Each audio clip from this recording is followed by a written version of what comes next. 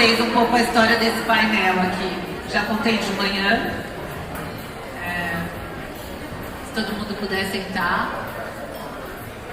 Eu contei de manhã que eu fui na field trip do ICE e nós fomos para Califórnia e depois a gente foi para Austin no festival, né, South by Southwest, e para Austin fomos com a curadoria da empresa Oxygen Hub, que é a agência da Andrea Janeiro. Pode subir já comigo aqui. E interessante é que a Andrea, na empresa dela, ela faz uma curadoria de inovação, então ela vai para esses festivais, enfim, Web Summit, South by Southwest, e ela olha exatamente o que tem realmente, assim, ela filtra, ela faz a curadoria e ela entende quais são os grandes highlights que estão ali sendo apresentados. E eu voltei super curiosa, falando, nossa, de tudo isso, o que a gente pode aproveitar e aplicar na filantropia? Como é que a gente captura as tendências de inovação para a filantropia e tal? Eu provoquei a Andrea a fazer, então, um relatório de inovação por setor. A Andrea falou, mas não sou filantropa, não sou do setor nem nada, mas tem um método, né? Tem um método, então ela juntou um grupo de jornalistas, a gente fez uma curadoria junto com ela, ouvimos, né, praticamos a escuta no setor, e eles entrevistaram 20 pessoas e, além disso, fizeram pesquisa em muitos periódicos, revistas, enfim, uma série de artigos publicados que envolvem tanto a filantropia quanto o impacto. Então, a Andrea Janeiro lançou a primeira plataforma de conteúdo por assinatura do Brasil, focada em tendências e inovação. A partir de uma conta no Instagram, construiu uma startup que vem ajudando pessoas e empresas a entender mudanças culturais e tecnológicas, antecipar tendências e identificar novas oportunidades. Uma experiência única em curadoria de conteúdo, conectando ideias e influenciando o público, Andrea conseguiu atrair mentes criativas, líderes de pensamento, bem como empresas globais, para se tornarem parte da comunidade Oxygen. É um prazer ter você aqui. A gente vai te elogiar antes de você apresentar. Eu, particularmente, já li 3 vezes esse report, porque, enfim, claro, passou por revisão, a gente pôde comentar e tal. E a gente viu que incrível a capacidade que eles tiveram de realmente extrair dessas entrevistas todas o que pode ser utilizado de tendência para a filantropia. E eu diria assim, se eu puder fazer um call to action antes, eu falaria que a gente já citou isso várias vezes no dia de hoje, a turma do Advocacy, da narrativa e tudo, trouxe isso de novo. Não é possível resolver desigualdades sem colaboração. Não é possível resolver desigualdades sem ter um olhar sistêmico. Então, ou a gente olha para tudo com conteúdo, com profundidade, faz as pesquisas devidas, trabalha em colaboração e financia conjuntamente, com o uso de tecnologias, que eu acho que a gente não falou isso muito hoje, mas a gente teve recentemente, o IDES, né, liderou a delegação brasileira no Fórum Global de Filantropia lá em São Francisco. O ICE provoca muito isso também, apresenta a Societal FIC pra gente. E assim, os indianos estão muito presentes, a gente sabe que eles são os grandes cabeças de tecnologia no mundo. E eles apresentaram casos de muito sucesso, impressionante, porque a Índia não teve problemas de ensino público durante a pandemia, porque eles estavam preparados para essas crianças aprenderem em casa. Como, né? Se eles também têm uma desigualdade absurda, eles também não têm aparelho para todo mundo, então, assim, as tecnologias deles respondem à escala. Nada nasce na Índia sem escala. Quando eles falam assim, vai atender quantas pessoas? 100, esquece. Não sai do papel. Precisa atender o 1 milhão. E daí, muito nessa discussão, numa das mesas, tinha uma mesa que a gente escolhia sentar e estava lá escrito, escalar com governos. Eu fui lá, não abri minha boca, porque eu ouvindo, não estou entendendo nada, que coisa difícil e tal. Aí quando ele parou de falar, eu falei, você pode começar tudo de novo, mas do zero? Como é que se faz isso? Como é que vocês influenciam o governo? Claro, eles têm empresários absolutamente influentes que usam o seu capital político para apoiar o terceiro setor, que é fundamental. E daí ele disse para mim, não, o governo indiano já entendeu que não se constrói política pública sem o componente de tecnologia desde o começo. Se escreve com o componente de tecnologia. Acho que esse é um recado E eu acho que esse é um recado que a gente tem força para levar para o governo, a partir do momento que a gente aprender que tecnologia é essa. Os indianos se colocaram à disposição do Brasil para vir conversar com o nosso governo. A plataforma é open source, então eu acho que vai ficar daqui também uma grande provocação para a gente começar a navegar por essas tecnologias. Obrigada, Andréa. Eu tenho paixão por esse relatório, então eu não fui convidada, mas eu vou me convidar para ficar de moderadora aqui também, porque assim eu posso provocar umas perguntas. Obrigada. Obrigada.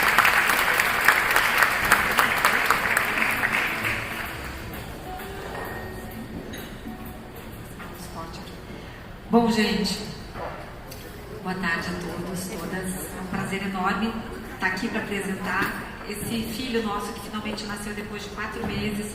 Muita gente perguntou quanto tempo durou esse projeto. Ele foi feito muito rápido, porque nós tínhamos uma equipe muito boa, uma equipe grande, e eu estou aqui só representando esse time que tem... Opa, é um time de quase 10 pessoas trabalhando. Teve 2 pessoas...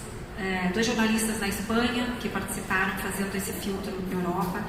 Aqui na Oxygen, Cami, Raíssa, Clara, todo o nosso time de conteúdo, Luísa, tivemos todo o time, enfim, um time maravilhoso do Beija, um time do ICE. Foi feito a muitas mãos. Aqui estou vendo Carla, Carol, liam junto, revisavam, mandavam anotações, Tana, enfim, Célia, todo mundo ajudou. Então, um relatório feito a muitas mãos. Ele não pretende ser um guia final, ele é o começo de um processo, né? A Cris tem esse desejo que esse guia, que esse relatório seja vivo, que ele vá sendo atualizado e que a gente possa agregar cada vez mais informações para ele. Então, a gente vai preenchendo esse relatório com o passar do tempo, porque as tendências mudam, né? E a gente vai tentar hoje trazer um retrato do que é hoje. A gente não é futurista, a gente teve essa conversa já, né? Eu estudo tendências, a Oxygen é um hub de estudar foresight, tendência, mas nós não somos futuristas. Eu acho que essa palavra nem existe, porque o futuro ele não é dado, ele é construído todos os dias pelas decisões que a gente toma.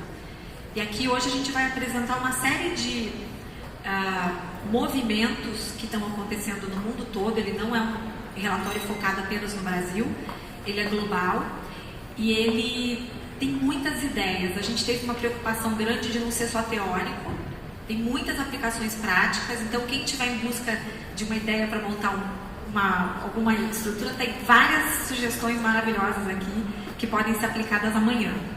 Então, sem mais delongas, vou começar aqui falando um pouco sobre como a gente estruturou, né? Esse é o segundo Filantropando. A gente teve um Filantropando no início desse ano, né? Com outro olhar, era um estudo sobre a filantropia no Brasil. Ele foi um ponto de partida para a gente, né? E a Cris, quem conhece a Cris sabe como é, né? Ela teve uma ideia assim e falou: eu não conheço nenhum report de tendência sobre filantropia, acho que não existe, então a gente vai fazer o primeiro. A gente fez o maior global, enfim, vamos lá fazer o nosso report. E acho que a ideia é trazer inovação, ferramentas, sugestões. Tem no final, hoje o que eu vou apresentar aqui é bem pequeno, tá? É um apanhado muito sucinto do que está no report. Convido vocês a lerem o report em português e inglês, para todo mundo poder acessar. No final ele tem um capítulo só de educação, então tem muitas referências de cursos, de hubs de conteúdo, porque, como a Cris falou, o conteúdo é uma coisa muito importante nesse universo, né? E lembrando que o Filantropando, ele é um movimento que a Cris puxa, mas ele é coletivo, né? Ele é inclusivo, ele é inovador e que tem que ser construído todos os dias por todos nós. Eu gosto muito dessa frase. A gente começou falando de futuro, porque na verdade o futuro já chegou, ele só não está igualmente distribuído. Dependendo de onde a gente está no mundo, dependendo de onde você nasceu, onde você está vivendo, o futuro já chegou. Então tem muitos lugares que a gente vai ver aqui realidades que já são, enfim, comuns, já são cotidianas, enquanto que em outros países são extremamente inovadoras, né? Então, quando a gente fala de futurismo, de futuro, inovação depende do contexto. onde você está inserido, né? Então a gente vive num mundo muito desigual e dependendo de onde você está, o futuro já chegou. Se você está na Escandinávia, ninguém mais usa dinheiro vivo, né? Se você está na África, você usa outras ferramentas. Então isso é um disclaimer importante aqui quando a gente fala de futuro, tá? Do William Gibson, um autor canadense. Esse é o nosso índice, é o mesmo índice que tem no livro que vocês têm em mãos. A gente vai falar dos 8 primeiros aqui, o 9º a gente deixa como referência para vocês. Falar rapidamente, a Cris cobriu, mas a gente trouxe aqui, vocês vão poder olhar a nossa metodologia, o que foi insumo para nós, né? O que foi as pessoas que foram entrevistadas, as fontes que a gente usa, né? Só lembrando que a gente fez ele a partir de entrevistas Quali, foram 20 entrevistas com pessoas do mundo inteiro, com uma lista muito bem curada, né? Com a ajuda do ICE, com a ajuda do Beja, com a ajuda da Carol também, nos ajudando a desenhar essas pessoas.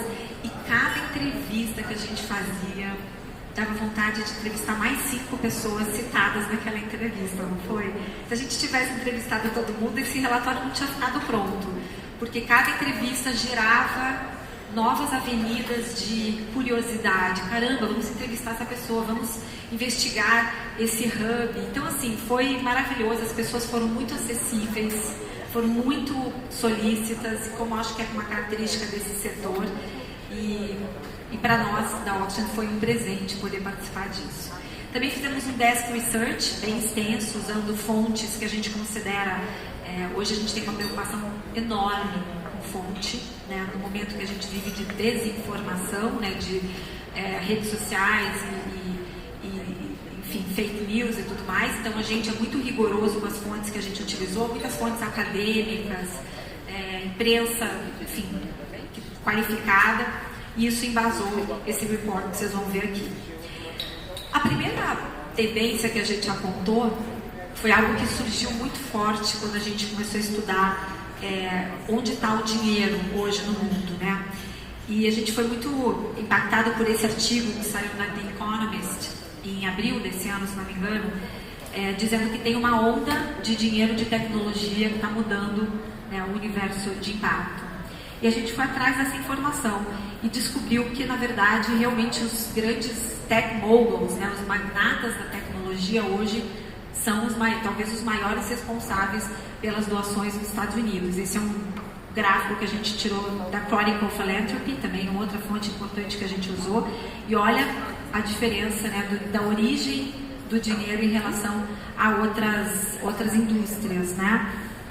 Em 2021, dos 33 bilhões doados pelos 50 maiores doadores dos Estados Unidos, cerca de 3/4 vieram da tecnologia, né?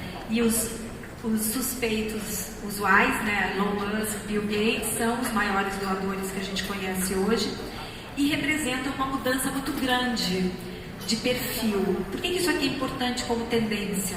Porque é uma onda que veio para ficar. O dinheiro da tecnologia é um dinheiro muito importante para a filantropia e eles trazem consigo, além do dinheiro, uma nova postura, uma nova atitude diante da filantropia, né? Eles aplicam na filantropia os mesmos princípios que eles usaram para construir os seus negócios. Então, quem conhece um pouquinho do mundo de startup, eles falam muito em move fast and break things, né?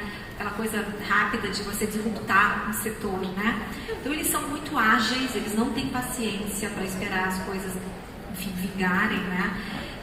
Eles não gostam de burocracia, não gostam de processos demorados e tem algumas características muito interessantes. Uma delas é uma visão empreendedora, né? Eles têm essa visão empreendedora que busca soluções inovadoras e escaláveis. A gente vai falar muito disso hoje aqui, a coisa da escala, da tecnologia que amplia o acesso e o alcance das iniciativas, né? Eles são muito focados em resultados, como a gente já sabe, então eles estão de olho em mensuração, eles estão de olho em avaliação, isso faz parte do processo como um todo, né? Eles querem ver um retorno tangível. Uma característica interessante, né, quem trabalha com startup sabe, o ambiente é muito propício ao teste, à experimentação. Então, é possível falhar e a falha faz parte do processo, a falha é positiva, ela ajuda a aprender para não errar de novo, né? E por fim, como a Cris falou da Índia, né, a tecnologia ela está embedada, ela já existe no cerne da iniciativa. A tecnologia faz parte da solução, ela não é um recurso, ela é parte da solução, né? E aí nasce nesse contexto em que os novos filantropos querem novos veículos, né, novas soluções para a gente poder mobilizar o capital. Venture Philanthropy, muitos de vocês sabem já o que é, eu não vou ensinar o padre a rezar missa aqui, mas é um investimento de impacto que combina conceitos e técnicas de Venture Capital e gestão empresarial. Parte do princípio da lógica de mercado, sim, e busca impacto social e ambiental, usando o capital Patient Capital, né, que eles chamam, para poder fazer escalar. O financiamento colaborativo, que é a união de financiadores com objetivos em comum para combinar recursos e estratégias, foca em mudanças sistêmicas, abordando desafios sociais, econômicos e ambientais em grande escala. Os fundos de doadores, algumas figuras ainda não estão no Brasil, mas lá fora estão crescendo muito rápido, por isso que a gente quis trazer, porque pode ser um caminho, né, para a gente poder evoluir aqui também, que são contas de investimento gerenciadas por organizações patrocinadoras que permitem um incentivo fiscal muito interessante de dedução, né? Os doadores cedem parte do controle para essa organização, então a gente vai ver exemplos práticos aqui. Você terceiriza, né, essa gestão da doação, isso para pessoas físicas é incrível, e está crescendo muito nos Estados Unidos, tem várias startups fazendo isso também. O Blended Finance, ou financiamento misto, também sempre muito lembrado pelos nossos entrevistados, né? Quando organizações se juntam para atingir o mesmo objetivo, que faz parte desse conceito de filantropia colaborativa, que eu acho que a gente tem falado tanto hoje em dia, né, de unir forças. A transferência de renda, que são os programas que visam erradicar a pobreza, né, renda básica universal e coisas do gênero, que precisam de tecnologia para poder escalar. E o re-granting, que a gente tem visto também, que permite que grandes financiadores ajudem pequenas iniciativas sem que eles precisem ter uma presença local ou um conhecimento muito profundo daquele lugar. Então, acho que esse é algo bem novo também que a gente tem visto bastante. E eu queria trazer aqui 3 exemplos. Vocês vão ver que a gente tem muitos exemplos práticos no nosso guia. É difícil escolher os exemplos, tá? A gente tinha muitos exemplos, mas a gente quis trazer especificamente esses 3 e falar rapidamente deles para vocês, que acho que mostram como tem inovação acontecendo nesse setor.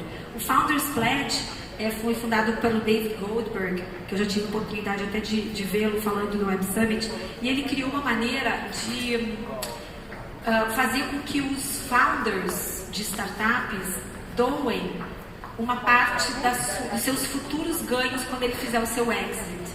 Ou seja, quando ele fizer a sua série C, né, e ele ganha aquela fortuna, ele já terá comprometido 2 a 3% desse exit para essa plataforma. Então, uma coisa super inovadora, né? Ele está crescendo muito, eles funcionam, o founder não precisa dar nada no início, ele só se compromete, como se fosse o Giving Pledge, que as famílias assinam as cartas, só que o David fala uma coisa muito legal, ele fala: o Giving Pledge é incrível, mas tem 260 bilionários no mundo que podem fazer parte, mas existe um monte de milionários que não tem esses bilhões, mas que também podem doar. Então ele fez essa plataforma para quem não é bilionário, mas quer poder doar, quer poder se comprometer. Então ele conseguiu já criar esse clube, já tem mais de 3 mil signatários, e é uma coisa muito interessante. O Pledge 1% faz a mesma coisa, só que com filantropia corporativa. Ele faz o quê? Ele faz com que as startups, antes das suas rodadas, né, doem uma parte dessa rodada antes delas receberem. Porque eles dizem que se ele deixar para negociar isso com os investidores, esse dinheiro não vai nunca para a filantropia. Então, essa é uma maneira de garantir em contrato que essa parte, 2%, 1% dessa rodada de investimento já vai automaticamente para a filantropia. Então, são soluções super interessantes e novas que estão surgindo e que estão crescendo muito. A Pledge 1%, por exemplo, tem backup da Salesforce, que é uma empresa, enfim, uma das maiores techs do mundo de vendas. E o Vélez Race, enfim, do Davi Vélez, que é um exemplo de é um perfil desse novo bilionário, esse bilionário de tecnologia que construiu uma empresa incrível como o Nubank em 10 anos e agora faz parte do Giving Pledge, ele assinou o Giving Pledge. Só existem 2 latino-americanos no Giving Pledge, que é o seu Eli Horne e o Davi Vélez. E ele, quando explica, né, os critérios, né, os valores da Vélez Reis, eu queria chamar a atenção para vocês alguns pilares, né? O primeiro deles é o uso estratégico de tecnologia. Então tá lá, o primeiro pilar é o uso estratégico da tecnologia. Oportunidade para escalar de forma não linear, né? Abordagem disruptiva e inovadora. E por fim, baseado em evidências e orientado a dados. Então são demonstrações claras de que a tecnologia, obviamente, para um fundador de uma empresa de tecnologia, para uma fintech, isso é core. Tecnologia é core. Então, acho que isso é um pouco do que a Cris estava falando, nessas andanças que ela tem feito pelo mundo, né? A tecnologia como sendo realmente uma mola propulsora dessa nova filantropia. Outra tendência bem interessante que a gente encontrou, e para muitos de vocês não vai ser tão novidade assim, mas a gente ficou muito encantado com as manifestações disso, são os New Kids on the Block, as novas gerações de famílias tradicionalmente doadoras, né? E que estão tomando as rédeas das fundações e do recurso de uma forma muito peculiar, né? E a gente fala muito, tenho ouvido muito falar, tenho certeza que vocês já devem ter encontrado muitas análises da geração Z. A geração Z é quem está hoje ali por 13, 14 anos, até mais ou menos 28, 30, essa é a geração Z, a famosa geração Z que a gente ouve ler tanto sobre, né? E como essa geração Z vai se comportar quando a gente fala de filantropia, né? Pois a gente ficou impressionado de saber que ela vai ser talvez a geração com mais dinheiro para doar. Eles vão herdar dos boomers. Boomers são aqueles que já passaram dos 55, 60, por aí, e uma geração muito rica, uma geração que tem muito dinheiro e que está passando esse dinheiro para as próximas gerações. Então, são 15% dos 11,9 trilhões da transferência de riqueza prevista para ocorrer nos próximos 20 anos nos Estados Unidos pode ser direcionado para ONGs. Olha essa quantia. Então a gente precisa aprender a falar a língua dessa garotada, né? Todos nós precisamos conversar com eles, usar os termos que eles usam, assim como os filantropos de tecnologia. A gente tem que entender o que eles valorizam, que critérios eles usam, né, para a gente poder entender esse novo dinheiro. Esse novo dinheiro vai exigir novas posturas da gente, né? É muito interessante ver que 74% dos millennials é uma geração intermediária, quem está com 30 até 40 e poucos, mais ou menos.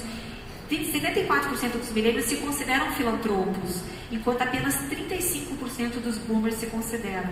Isso é uma questão interessante, é uma questão semântica, né? O termo filantropo é um termo que ele vem carregado de muitos significados, né? A gente associa a filantropia a grandes fortunas, a famílias muito tradicionais, que já fazem isso há muitos anos. Mas os millennials e a geração Z, se você dá R$50 por mês para uma entidade, você é um filantropo. Por que não? Né? Mas a gente não se vê dessa forma. As gerações mais velhas têm dificuldade de usar essa expressão.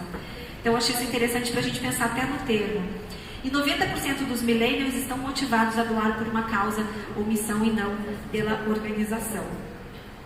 Então, o que move essa turma da geração Z, que é super importante, né? Eles não veem a filantropia apenas como uma doação financeira, mas como investimento de tempo e do seu propósito, né? Do seu talento também. Então ele não quer só dar o dinheiro, ele quer se envolver, ele vai colocar a mão na massa, ele quer ir lá, ele quer ser voluntário, né? Eles são direcionados, eu acho lindo isso, né? Eles querem walk the talk, eles querem não só pregar, eles querem fazer, né? Então, os valores que eles tanto falam, eles querem exercer no dia a dia, né? Eles encaram a filantropia como até uma questão de identidade, uma questão identitária. As causas com as quais eu me alinho dizem muito sobre quem eu sou. Então, isso tem muito a ver também com essa busca por conexões, né? E algo que eu discuto, né? Defensores vocais das causas, eles têm 3 vezes mais probabilidade de defender ONGs que apoiam em comparação com os boomers, né? O boomer dá o dinheiro e não se envolve, ele não defende, né? Então, com tanto gosto quanto essa geração vai fazer. E por fim, são 4 vezes mais propensos a aprender sobre causas com influenciadores e celebridades do que doadores tradicionais. Daí a gente vê a importância do Lewis Hamilton falando das suas próximas fundações, da Beyoncé, de todos esses atletas, jogadores, artistas falando disso, porque isso mexe com essa garotada, né? Eles têm 1,5 vezes maior probabilidade de conhecer causas por meio de seus colegas de trabalho do que por doadores tradicionais. 69% dos doadores da próxima geração preferem se relacionar com as ONGs nas redes sociais. Então, qual é o insight aqui?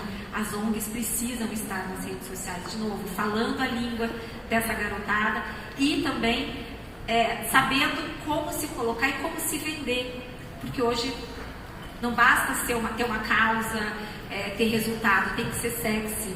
Tem que ser sexy. E ser sexy significa estar no TikTok, significa estar, enfim, no Instagram e fazer a sua mensagem chegar nessa garotada.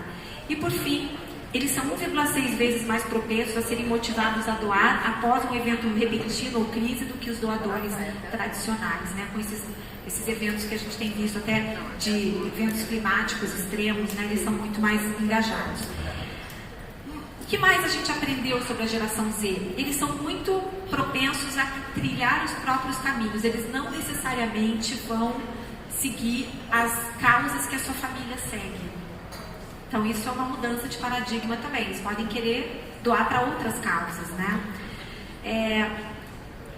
Eles foram, o grupo entre 25 e 34, que é uma parte mais velha da geração Z, quase chegando nos milênios, foram o grupo etário mais generoso durante a Covid, foi quem mais doou. Olha que interessante, né? Eles entendem que esse apoio tem que ser integral, ele não pode ser só financeiro, então eles querem ajudar as ONGs em outras frentes também. Eles têm preocupações com raça, com gênero, com preocupações ambientais, eles são conectados aos grandes desafios do mundo. Eles sabem quais são as grandes pautas que eles precisam colaborar. E por fim, eles são muito mais vocais, eles podem boicotar, muito mais propensos a boicotar um produto, uma empresa, uma marca, né, do que as gerações anteriores. Terceira tendência, né, a busca pelo impacto na filantropia. A gente vai falar muito aqui agora de filantropia estratégica, que é o que a Cris fala muito, essa coisa de mudanças sistêmicas, coisas mais duradouras, né, iniciativas de mais longo prazo. E a gente aprendeu que existem existem algumas tendências como giving while living, né, que é você querer doar, passar tudo adiante enquanto você está vivendo, que é o contrário um pouco de como era feito no passado, aquelas fundações muito grandes que tinham uma governança própria e deveriam supostamente atravessar gerações, né? Então a gente entendeu aí que tem 3 grandes movimentos dentro dessa busca pelo impacto na filantropia. A filantropia para transformações sistêmicas, que busca soluções de longo prazo, né? Não é apenas investir financeiramente, tem o papel da advocacy de tudo isso ao redor, né? E pode ter abordagens como mudança incremental, reforma e transformação. Aí a gente tem a filantropia de longo prazo e as doações estratégicas, né? Olhar para os seus investimentos como portfólio, né? Olhar também para o seu recurso de uma forma estratégica, não estratégico para quem recebe, mas estratégico para os seus recursos da mesma forma, né? E modelos de financiamento incluem desde empoderar agentes de mudança, expandir coisas que já existem, a gente fala muito disso, de não necessariamente inventar roda, às vezes usar o seu recurso para potencializar algo que já foi feito, né? Isso tem muito a ver, a gente teve muito essa discussão com o ego, muitas vezes, que existe na filantropia, né? Das pessoas quererem ser donas de uma solução ou donas de uma causa e muitas vezes deixam de contribuir para uma causa que tem outras pessoas doando e que já avançou muito mais, né? Mas é o meu nome que vai estar atrelado talvez a uma solução, né? Coordenar e conectar atores para amplificação, criar e inovar modelos, produtos e práticas e engajamento profundo. Então essa é uma filantropia muito mais estratégica, muito mais ampla e muito menos focada, né, no seu nome e nas suas ideias. De acordo com pesquisadores, outra coisa super importante que a gente ouviu, a maioria das abordagens de mudanças sistêmicas provavelmente vai precisar de mais do que 5 anos de financiamento para poder chegar lá. E isso é um problema para a maioria dos financiadores. Nem todo mundo está pronto para se comprometer por esse prazo.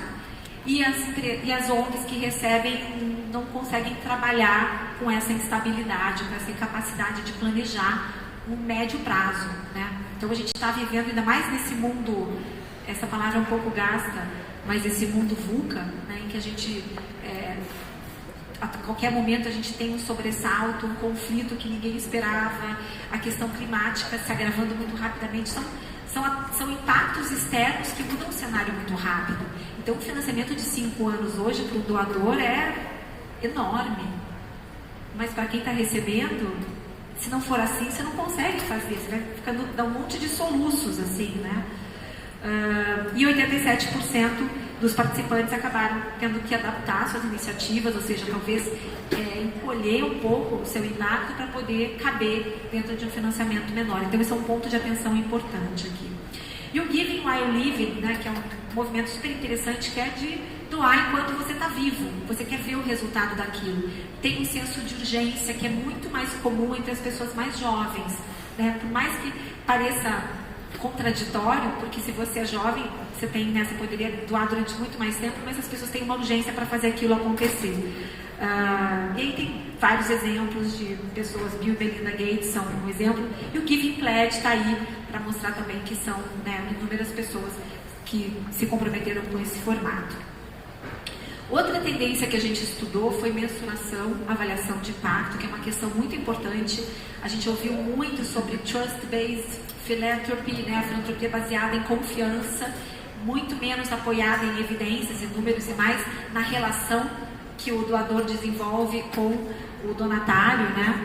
E a gente vai falar de uma questão aqui que tem muito a ver com esse mundo que a gente está vivendo agora, né? Não sei se vocês lembram, ano passado, adoro essas palavras do ano, né? Que elas sintetizam tudo que a gente viveu, é sempre no final do ano que os dicionários lançam a palavra do ano. A desse ano já saiu e, para a surpresa de 0 pessoas, é AI, né? A palavra do ano é inteligência artificial, né? Obviamente. No ano passado, a palavra foi permacrise, ou seja, essa sensação de que a gente está viver em crise é o novo normal. E a gente, no Fórum Econômico Mundial, eles mudaram para policrise. Foi muito falado no começo do ano que a gente estava vivendo uma policrise, porque era Covid, misturada com a guerra na Ucrânia, e todos os impactos econômicos e tudo mais. Então é isso que a gente está vivendo hoje, mudanças climáticas, desinformação, custo de vida, deterioração da saúde mental, conflitos geopolíticos, tudo isso torna as sociedades, corrói a confiança nas sociedades. E isso é um número que a Edelman traz, né, que a desconfiança passou a ser a emoção número 1 nessa sociedade polarizada. Estamos vivendo de novo isso com o conflito no Oriente Médio, né? Polarização absoluta, nós contra eles, todo mundo desconfia das notícias que recebe, pode ser verdade, pode não ser. Então a gente está vivendo realmente uma crise de confiança muito grande. E isso para o setor filantrópico é complicado, é delicado, porque ele é muito baseado em confiança, né?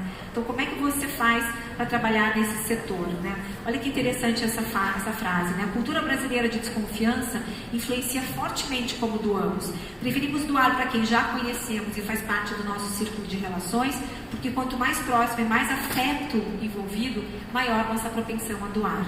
E quando não conhecemos muito bem, criamos mecanismos para tentar controlar o desconhecido e o incerto, burocratizando as relações e os processos de doação. Então a gente se apoia na burocracia para poder resolver o problema da confiança, né? E a gente teve uma conversa ótima com a Ana do Quintessa, falamos justamente sobre isso, que uma coisa não deveria ser o oposto da outra, né?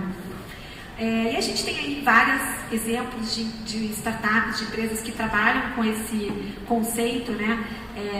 De mostrar relações, de criar relações. Claro que criar relações é sempre um desafio quando a gente pensa em escalar, porque como é que vocês criam confiança com pessoas, né, de todos os lugares do mundo e um grupo muito maior, mas relações focadas em longo prazo, talvez, né, ter menos pessoas no seu ecossistema, menos empresas, mas, né, fazer uma relação de longo prazo, apostando, que é um pouco como funciona o mundo do venture capital. Se você pergunta para qualquer investidor de capital de risco hoje como é que ele escolhe as startups onde ele vai investir, ele vai te dizer: eu não invisto em ideias nem em empresas, eu invisto em pessoas.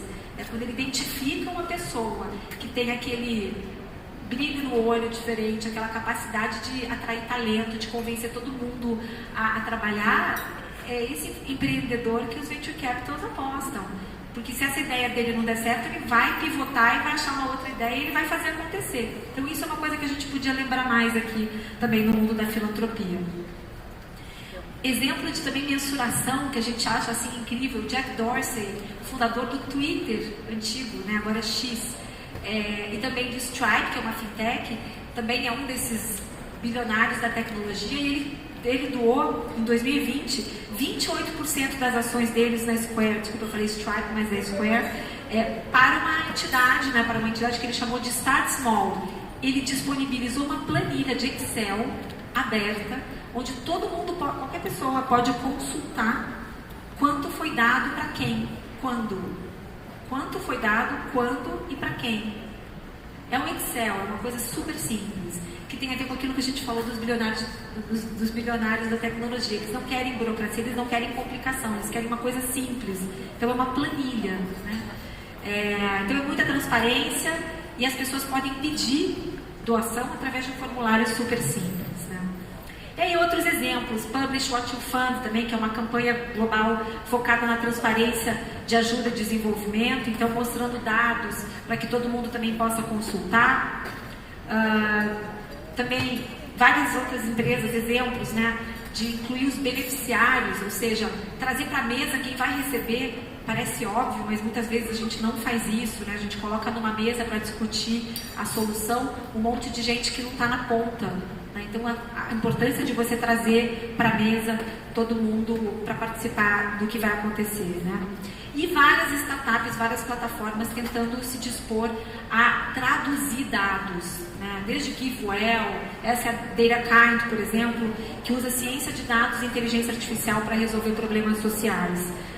E também se torna um parceiro técnico de ONGs. Em vez das ONGs precisarem criar seus próprios dados, podem buscar dados existentes para poder embasar suas estratégias. A quinta, tendências tecnológicas que podem impactar a filantropia também, né? Enfim, as tecnologias emergentes. Isso aqui é um capítulo que muda todos os dias, né? Porque a cada dia surgem novas ferramentas, novas soluções e é difícil até acompanhar. Mas a gente tem que olhar de novo para a tecnologia como core, mas a tecnologia também como um enabler, né? Um facilitador para democratizar, para criar canais, para tornar mais acessível, né? Para ajudar na gestão eficiente de recursos. E acho que um dos maiores exemplos disso, a gente tem orgulho nacional de ser o Pix, né? O Pix é estudado, tem sido estudado no mundo todo, como uma forma de facilitar a doação de uma maneira sem precedentes. E tem um exemplo na Espanha, o Bizum. O Bizum é o Pix da Espanha, né? Que foi usado para filantropia. Já foram feitas em 2022 530 mil doações pelo Bizum, totalizando mais de 22 milhões de euros, por meio de uma campanha que o Bizum fez para que cada ONG tivesse o seu Bizum, o seu código, para criar um novo ecossistema de doação. Então, uma ideia para o nosso Pix também, criar alguma coisa parecida, né, e facilitar a arrecadação também. Aí a gente entra em blockchain, é super cabeçuda essa parte, mas como o blockchain pode ajudar na rastreabilidade, na segurança, na transparência, na eficiência, na agilidade. E por incrível que pareça, os melhores exemplos disso aqui não estão no Vale do Silício, estão na África, né, onde existe uma dificuldade enorme de você ter liquidez de dinheiro. Então, soluções digitais, soluções tecnológicas para bypassar, né, os bancos. E essa é uma solução, por exemplo, a rede Sarafu, no Quênia, que ofereceu, né, um voucher que as pessoas podem trocar por bens, né, por serviços também, bypassando todo o sistema financeiro. O DAF, que é super bacana, é uma plataforma que as pessoas podem usar para poder automatizar suas doações. Então isso é uma solução maravilhosa para as ONGs que lutam para que a pessoa doe de forma recorrente, né? Principalmente pessoas físicas, né? A pessoa doa uma vez, aí você tem que ficar ligando e pedindo para ela doar de novo. Então isso aqui automatiza, as pessoas preenchem questionários para que a própria plataforma sugira novos tipos de entidades para ela poder doar, né? Então tem benefícios fiscais, portfólio de investimento, ajudando as pessoas a descobrirem novas entidades para elas poderem doar. Então isso é uma coisa super nova e super bacana que está acontecendo também. E os DAOs, né? Os DAOs são as Decentralized Autonomous Organizations, né? Uma coisa super moderna que ainda não pegou, mas que são, a gente chama que são como se fossem grupos de WhatsApp com uma conta bancária. É um grupo de pessoas que se reúnem para financiar alguma coisa e não existe um dono, não existe um líder, toda a governança é compartilhada, né, através de contratos inteligentes e tudo mais. E isso tem sido usado ainda em pequena escala para caridades, para fundraising também, financiamento de ONGs. Token Economy também, financiamento baseado em resultados, né? Acho que a gente tem um exemplo aqui do UBS, que se uniu a uma plataforma de blockchain, a IXO, e o app de educação Temple na Índia, né? Que acho que a gente falou aqui da Índia como um exemplo de uma referência de escala, né? E as crianças recebiam tablets que enviavam dados sobre o progresso de aprendizagem, e aí a ONG só recebia mediante esse sucesso. É uma maneira também de você remunerar baseado na eficácia dos seus métodos também, né? E a gente também trouxe algo muito quase distópico, né? Mas é importante olhar, porque quem criou essa startup é o Sam Altman. Sam Altman é apenas o fundador da OpenAI, responsável pelo ChatGPT, que está hoje em dia em todos os celulares e está mudando a nossa vida. Então isso aqui, apesar de parecer muito distópico, eu presto atenção porque é uma coisa muito disruptiva, né? Eles criaram esse globo chamado Orb, que é um globo que está sendo físico, que está sendo espalhado por vários países do mundo, e as pessoas podem ir até esse globinho, esse Orb, e ter a sua íris escaneada. Quando você escaneia a sua íris, você recebe um token, uma criptomoeda, por assim dizer, simplificando, né? Que se torna um ativo. Ela está valendo hoje mais ou menos $25. Então eles foram super criticados porque eles foram direto para países em desenvolvimento do Global South. Foram todos para o Sul Global para testar isso e escanear íris do maior número de pessoas possível, porque ele quer fazer um banco de dados mundial, onde, né, o sonho é que todas as íris do planeta sejam escaneadas, porque isso vai virar nossa identidade digital, porque eles estão vendo um futuro em que nós não conseguiremos provar online que nós somos quem a gente diz que é. Então, quando você está num chat, como é que você vai saber se aquela pessoa é aquela pessoa? Então, esse sistema de identificação entra para dizer que você é você, e isso também vai funcionar no futuro, segundo ele, como a base de um programa de renda básica universal, RBU, que é um assunto que volta e meia vem de novo à tona, porque a gente está falando muito de futuro do trabalho, inteligência artificial substituindo várias funções, e talvez a renda básica universal seja realmente uma solução para esse futuro.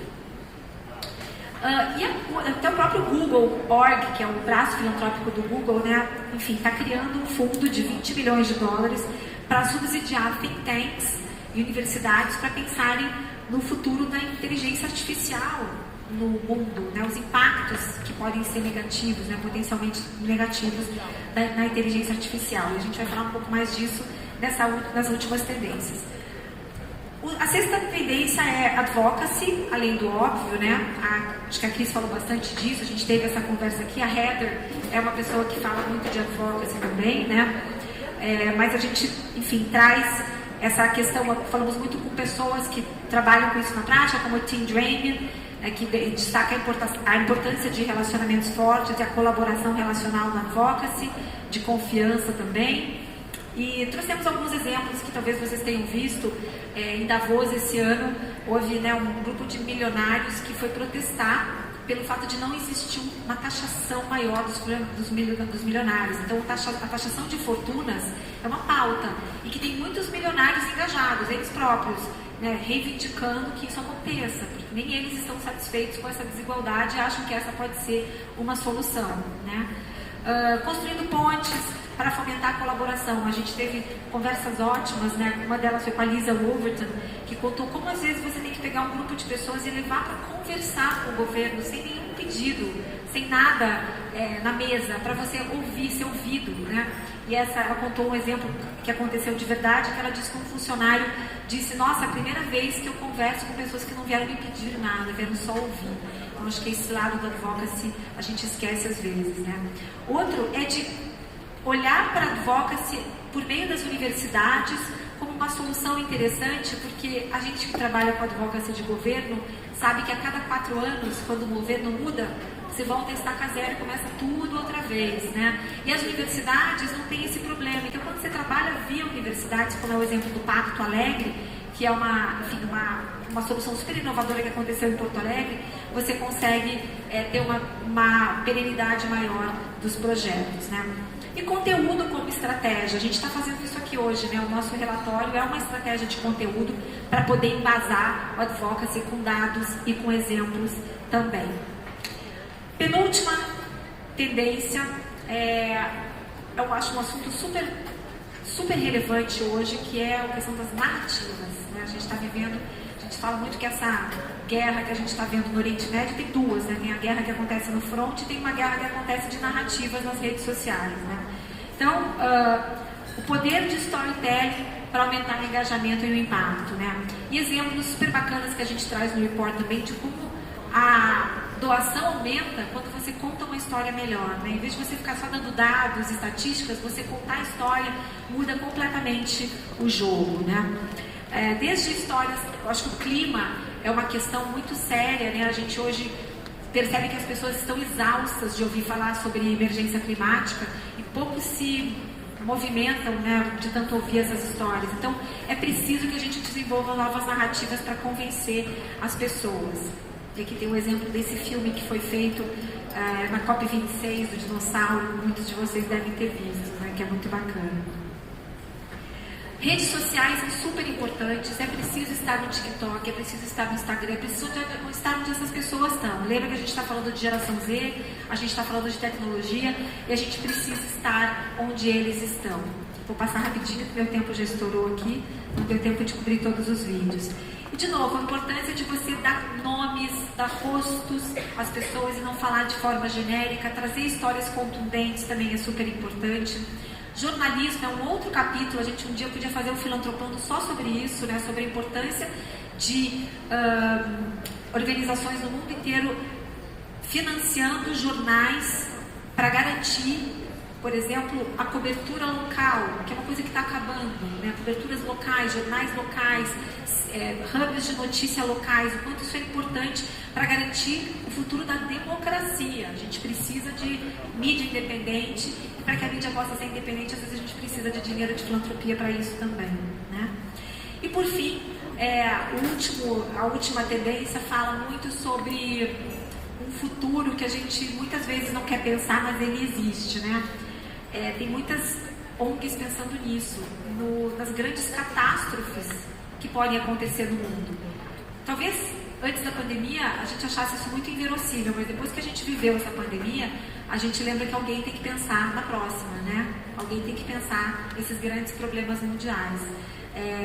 E a gente, quando eu falei no início que o futuro já chegou, ele só não está igualmente distribuído, tem a ver com isso, né? Enquanto que a gente ainda não tem saneamento básico no Brasil, os países que já resolveram esse problema estão pensando na próxima pandemia, estão pensando em emergência climática, estão pensando em Rogue AI, que é a inteligência artificial que pode se voltar contra os seres humanos, ameaça nuclear, né? São coisas que estão na mesa, a gente precisa pensar, né?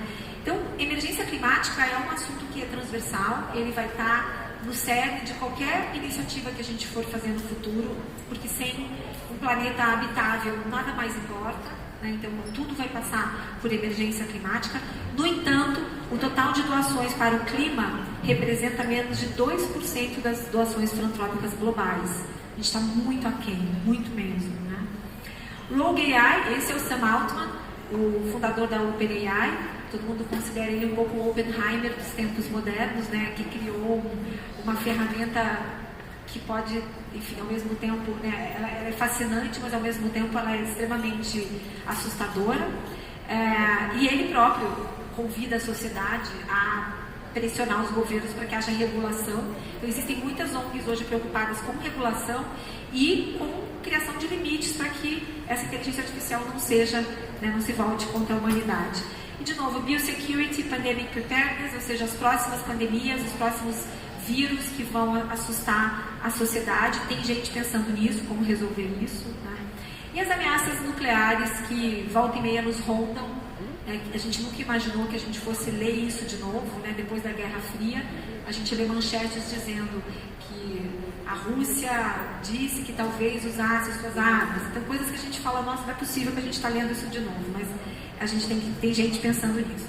E para fechar, um ponto da Cris, dizendo que acredita que a filantropia não deve ser isolada em compartimentos estanques, deve unir diferentes forças e atores para criar um impacto abrangente e sustentável. A verdadeira mudança existe uma abordagem mais integrada e é isso que a gente está fazendo aqui hoje. Obrigada, gente.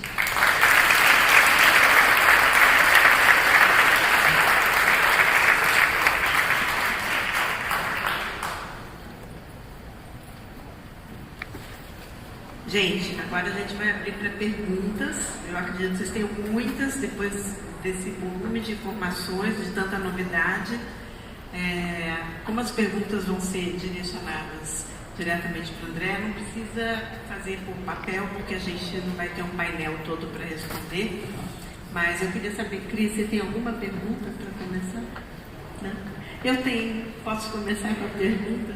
Então, vou fazer para você. O que mais te surpreendeu nisso tudo que você leu? Eu acho que o que me surpreende, me estimula, é a avenida de possibilidades que a gente tem.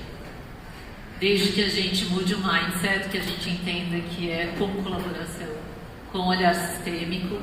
Acho que a Geise está aqui, não sei exatamente onde, mas enfim, ela começou o Pacto contra a Fome, olhando isso, né, com um olhar sistêmico, trazendo a turma da tecnologia junto, criando um hub.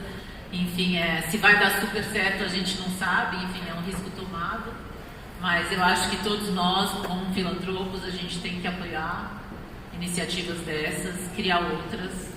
Os fundos estão estrangulados, a gente sabe provavelmente que essa guerra do Oriente Médio vai desviar recursos, inclusive de famílias judaicas no Brasil, para apoiar, enfim, o que não é errado, cada um tem a sua dimensão, mas sim, entendemos de hoje que a questão do racismo é fundamental. Se a gente não combater racismo, a gente aumenta a desigualdade, a questão do clima está completamente transversal a tudo, como o André acabou de dizer de novo.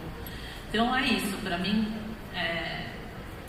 tendo a possibilidade de acessar soluções, eu acho que está nas nossas mãos construir as nossas realidades, aproveitando as palavras do professor Hélio, customizar para o South Global e entender o que é essa dinâmica, o que é essa customização. Vamos sentar junto, vamos criar os nossos foros, e, enfim, Rio de Janeiro, São Paulo, trazendo as outras regiões, entendendo quais são as características principais de cada uma.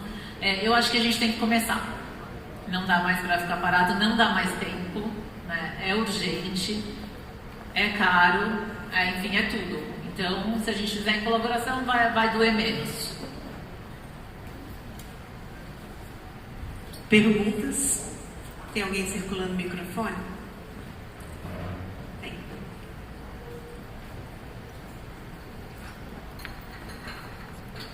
Aqui? Alô? Olá. Maravilhoso material, muito bacana. A gente gosta bastante dessas coletâneas sobre o futuro.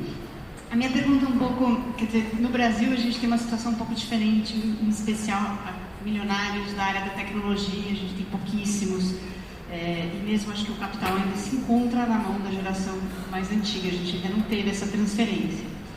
E aí, queria entender se vocês têm alguma ideia de como, ou ouviram, né, na busca de vocês, como que essas tendências, especial Giving 3.0 e outras também, elas se aplicam ao Brasil.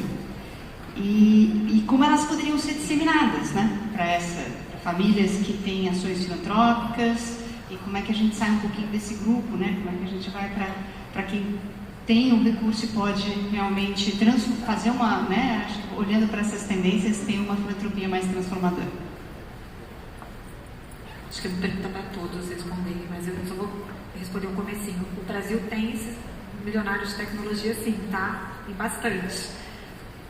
Não estamos falando de tão espalhados por aí, Porto Alegre, Belo Horizonte, Curitiba, Florianópolis. Então, essa é a questão. Talvez eles não sejam filantropos ainda, mas essas fortunas existem. Então, acho que é a pergunta que a gente tem que fazer. Estamos falando com eles? Estamos acessando essas pessoas?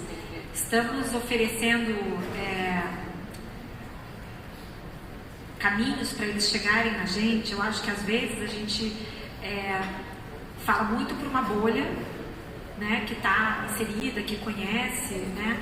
Talvez muito do que eu tenha trazido aqui vocês já conheçam de trás para frente, mas para uma pessoa que entra agora nesse universo, vou pegar um exemplo, alguém que recebeu um aporte, vendeu, enfim, recebeu 50 milhões por um pedaço da empresa que ele vendeu de tecnologia, a empresa que ele criou, que ele veio, né, fez a própria empresa, criou, uma pessoa que não conhece as famílias, não conhece esse mundo, não pertence a essa sociedade que tem isso, por exemplo, ele não sabe nem por onde começar. Ele não sabe nem por onde começar. Eu acho que ele não sabe como que ele acessa essas pessoas, quais são os veículos, quais são as ferramentas, quais são as ONGs que são sérias, quem pode ajudar, quem pode pegar pela mão, né? Então, às vezes, ele vai recorrer ao banco, onde ele vai aplicar o dinheiro para esse banco dar uma espécie de uma consultoria para ele, mas aí a gente está falando de uma coisa muito superficial, né? Eu acho que a gente precisa abrir as portas do ecossistema de filantropia para ser inclusivo com esse novo dinheiro, com essas novas gerações também.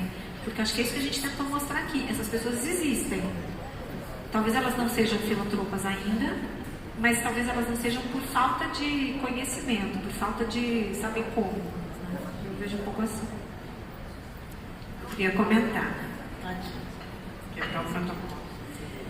Quando eu converso com organizações da sociedade civil, eu converso com muitas, pensando em sustentabilidade, como explorar novos caminhos, como se atualizar, né? Como se manter à frente e oxigenadas no seu fazer.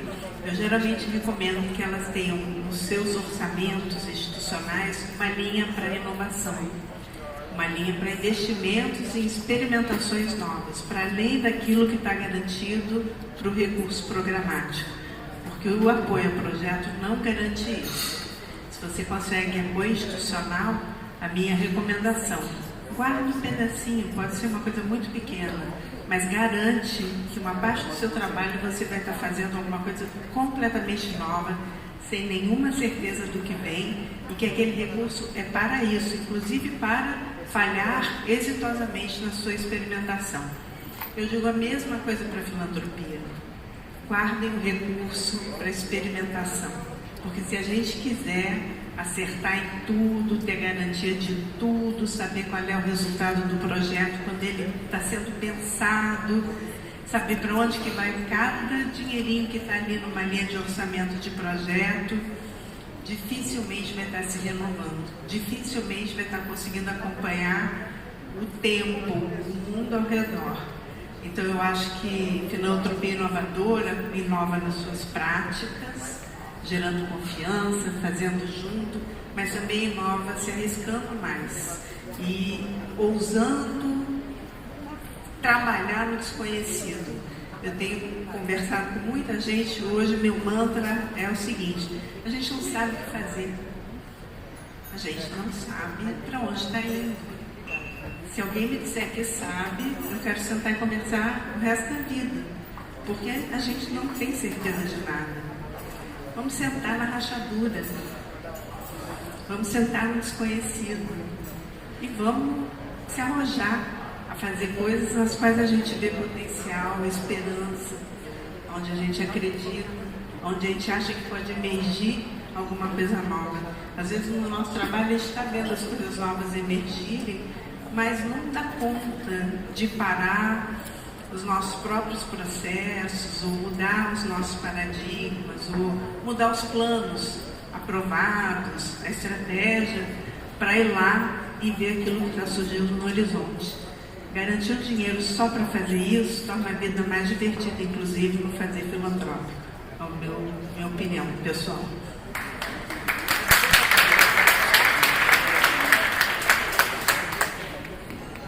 O gancho aqui do fazer diferente. Eu trabalhei no Itaú muitos anos. O Itaú teve uma época em que criou a Combo e tudo, investiam muito em inovação, e toda a liderança foi submetida a um processo com a Box que era fazer testes de inovação. Então imagina, eu advogada entrar numa sala sala com uma pessoa que me dava um lápis, falava, o que você faz com lápis? Eu escrevo. Aí pensei 2 minutos, falei, não, tudo bem, prendo meu cabelo, faço um coque. Daí, sei lá, furo meu corpo, sai sangue. Daí você vai tentando assim. E o cara que dava 17 soluções para o lápis era o grande líder de inovação. É um pouco sair da caixa, né? Porque você não vai parar o seu tempo que você está fazendo e perguntar o que eu faço com lápis. É um ponto, sei lá. Mas, enfim, acho que esse é um exemplo dentre 1 milhão. A semana passada eu me provoquei muito, falei assim, bom, a gente tem que combater racismo, tá óbvio, a Heather trouxe os dados, são trilhões que estão fora do nosso PIB, porque a gente mesmo faz um movimento completamente contrário, né, à essência do ser humano. Então, enfim, é uma mensagem aqui, é uma semente, é tudo, é para a gente se comportar melhor, porque isso é a soma. Então, dentro disso, não sei, nas 3 últimas semanas chegou Viola Davis construindo uma produtora na Bahia, chegou Lewis Hamilton estabelecendo um núcleo da fundação dele aqui, Beyoncé querendo empreender em jovens negros, o que essa filantropia negra está fazendo, enfim, mudando alguma coisa, são nossos jovens atletas. A gente tem que investigar o que está acontecendo, que o Brasil, que nunca teve no foco dos americanos, começou a dar. Então, acho que esse é mais um ponto, é mais assim, vamos criar o nosso think tank aqui do setor, pensando, vamos fazer juntos. Tudo que a gente puder atrair para cá, melhor. Né? Se não tem os milionários, bilionários da tecnologia, talvez a gente ainda não tenha, né? A gente não tem o Bill Gates brasileiro, tomara que a gente venha a ter. Mas assim, por que a gente não vai provocar o próprio Bill Gates a olhar mais para o Brasil? Está tudo concentrado na África e tal, exatamente. Por quê? Qual é a grande teoria? Né? Acho que a gente tem que construir uma narrativa de Brasil e talvez a gente tenha parado nesse processo. Tem, enfim, iniciativas muito isoladas, a gente vê os estrangeiros olhando para Pantanal, para biomas, mas assim, a Tereza está aqui, ela pode dizer, é muito difícil com a captação de recursos, trazer esses recursos, então, assim, tem muitas avenidas. O que eu acho é que é isso, que a gente tem que provocar e a cabeça tem que pensar, tem que trazer mais. E talvez a gente precisa de um funding para poder pensar. Né? Boa tarde, eu sou a Amanda do Renova BR, queria parabenizar vocês pelo evento. E a minha pergunta já se direciona um pouco à sua fala. Eu queria perguntar sobre as tendências da filantropia do ponto de vista internacional e provocar discussão sobre qual que é o potencial do Brasil de recebimento de ajuda externa privada, mas também para onde os filântropos brasileiros têm destinado o recurso deles. Acho que, começando pela última, até onde eu sei, posso estar enganada, me corrijam as experts aqui, mas acho que a maior parte do recurso filantrópico no Brasil vai para a educação. É a causa favorita, talvez, dos filantropos brasileiros.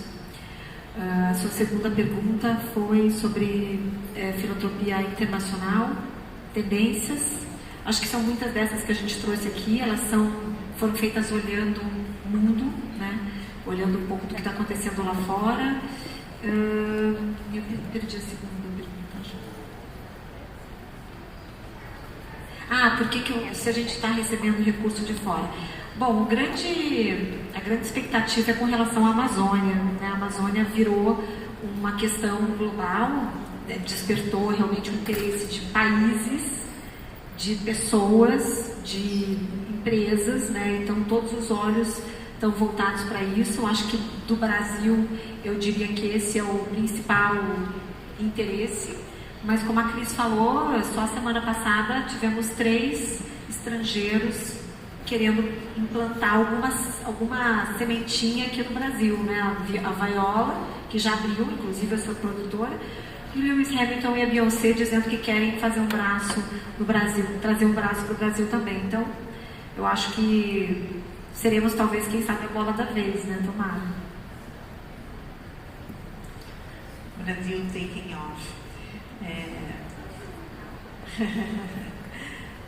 Nós não temos mais tempo, estamos encerrando.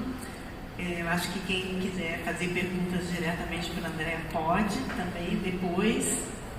ela vai estar por aqui. Então, tem muito para ler, tem muita coisa nova, tem muito dado interessante, tem muito recurso externo interessante para olhar, tem uma lista de cursos, me deu vontade de fazer tudo. Então, aproveitem, e o relatório está muito bom. E aí, obrigada, Andréa. Obrigada.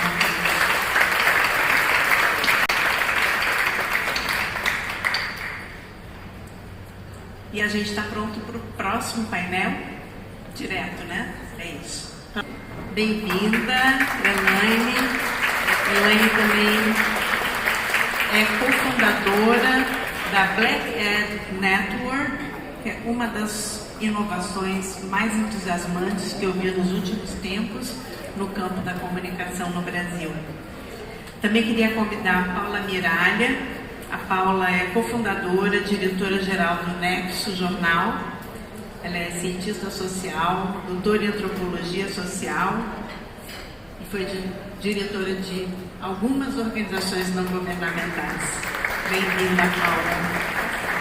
E queria convidar o Marco Kelson, que é do ICI, Institute for Culture, Communications and Impact.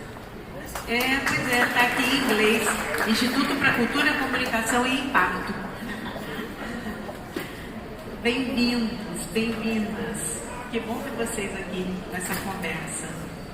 Então, nós vamos fazer o mesmo modelo de dar um tempo para cada pessoa falar um pouco da sua visão sobre o que é que está tendo de inovador na filantropia e o que mais pode ter de inovador na filantropia. Como é que a filantropia se renova, como é que a filantropia pode ousar mais, inovar mais. Enfim, eu vou começar convidando a Elaine para fazer a sua fala. Boa tarde a todos. Primeiramente, quero agradecer a todo mundo que está aqui presente e agradecer a organização do evento. E, assim, para mim é um pouco complexo falar sobre esse assunto, porque existem coisas que são inovadoras, mas ao mesmo tempo é muito difícil para quem está na ponta, né? Então eu falo desse lugar que eu estou na ponta, conversando com a filantropia, falando sobre todo o trabalho que a gente produz e também representando outras organizações. E a gente tem uma certa dificuldade de ter esse contato. Eu acho que a pesquisa anterior tem alguns pontos ali que mostra muito isso, né? De quando a gente tem um envolvimento com a filantropia, é muito mais fácil da gente dialogar, e quando não se tem, é muito burocrático. E no caso da Alma Preta, é mais burocrático ainda, porque tem aí o lance do recorte racial.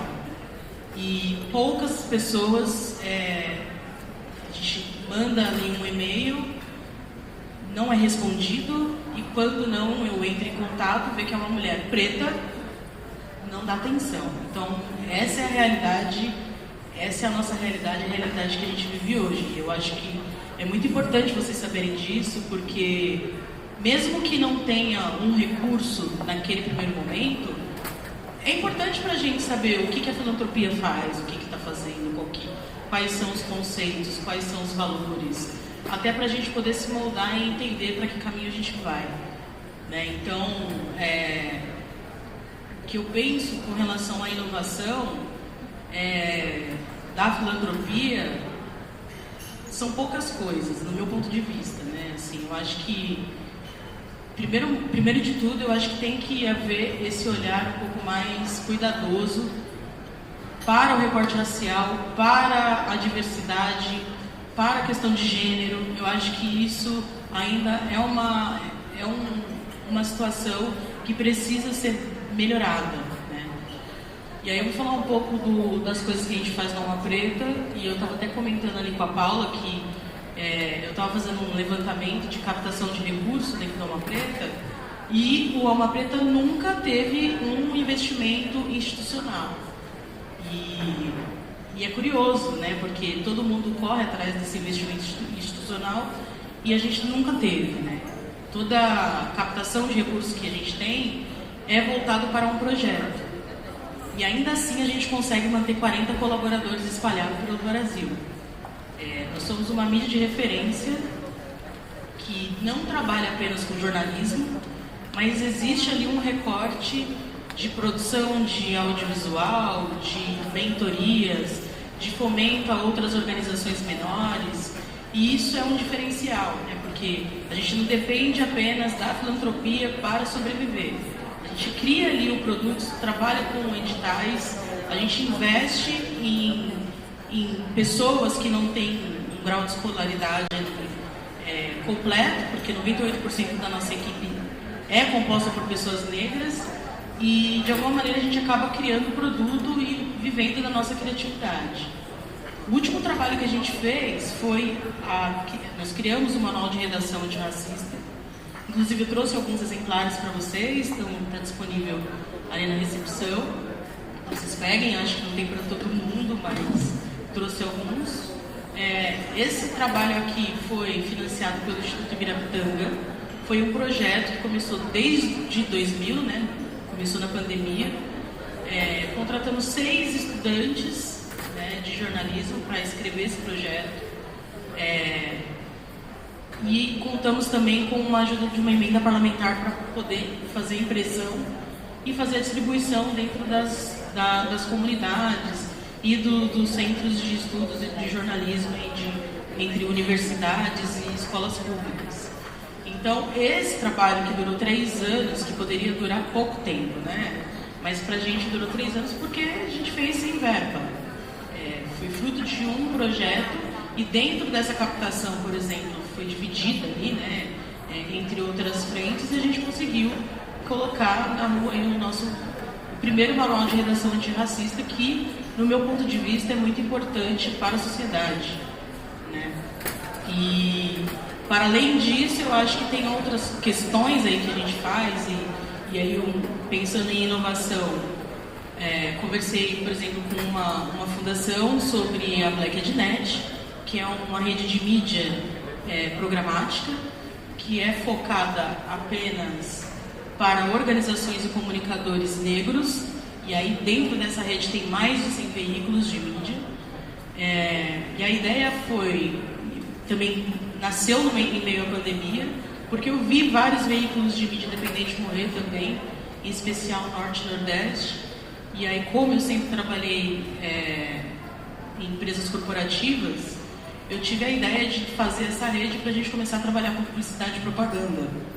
E com isso começou o meu contato com marcas, agências de publicidade, e daí foi que a gente conseguiu fazer uma diversificação de receita dentro da Alma Preta e salvar outros veículos menores também no Norte e Nordeste, que é onde o dinheiro da filantropia não chega, né?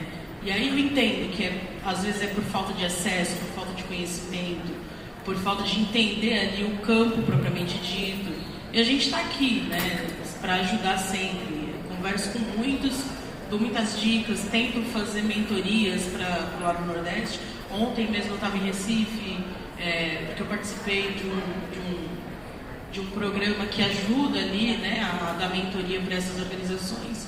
E eu acho que essa é a ideia, né? Eu acho que mais do que a disponibilização de um recurso, eu acho que financiar esses pequenos empresas de jornalismo, de mídia independente, de comunicadores sociais, eu acho que é muito importante para o campo, porque sem eles a gente não consegue atingir o objetivo e até mesmo expor o que de fato acontece nas políticas públicas de modo geral. Então, eu vejo isso como algo extremamente importante, e eu trouxe esses 2 casos aí para ficar bem evidente, assim, do quanto que a gente faz, do quanto que o nosso papel é importante, principalmente para a filantropia, porque hoje a gente enxerga como um universo muito difícil. São as mesmas quem colabora. Quando a gente fala de jornalismo, quando a gente fala de comunicação, não são todas que se interessam. Quando a gente vai falar sobre um tema, parece que a gente só fala sobre racismo, mas na verdade não é. A gente fala de todos os temas, a gente consegue abarcar e entender, formar pessoas, sabe, seguir criando e contribuindo para uma economia criativa, porque não é somente de preconceito que a gente não fala de coisas tristes. Tem um lado positivo também, que eu acho que falta um pouco essa abertura da filantropia para que a gente possa contribuir com ideias, sabe, mostrando o nosso trabalho, apresentando outros tipos de trabalho também, para que vocês possam se aproximar e se aprimorar também do conhecimento de outras pessoas. Acho que é isso. Super obrigada, Elaine.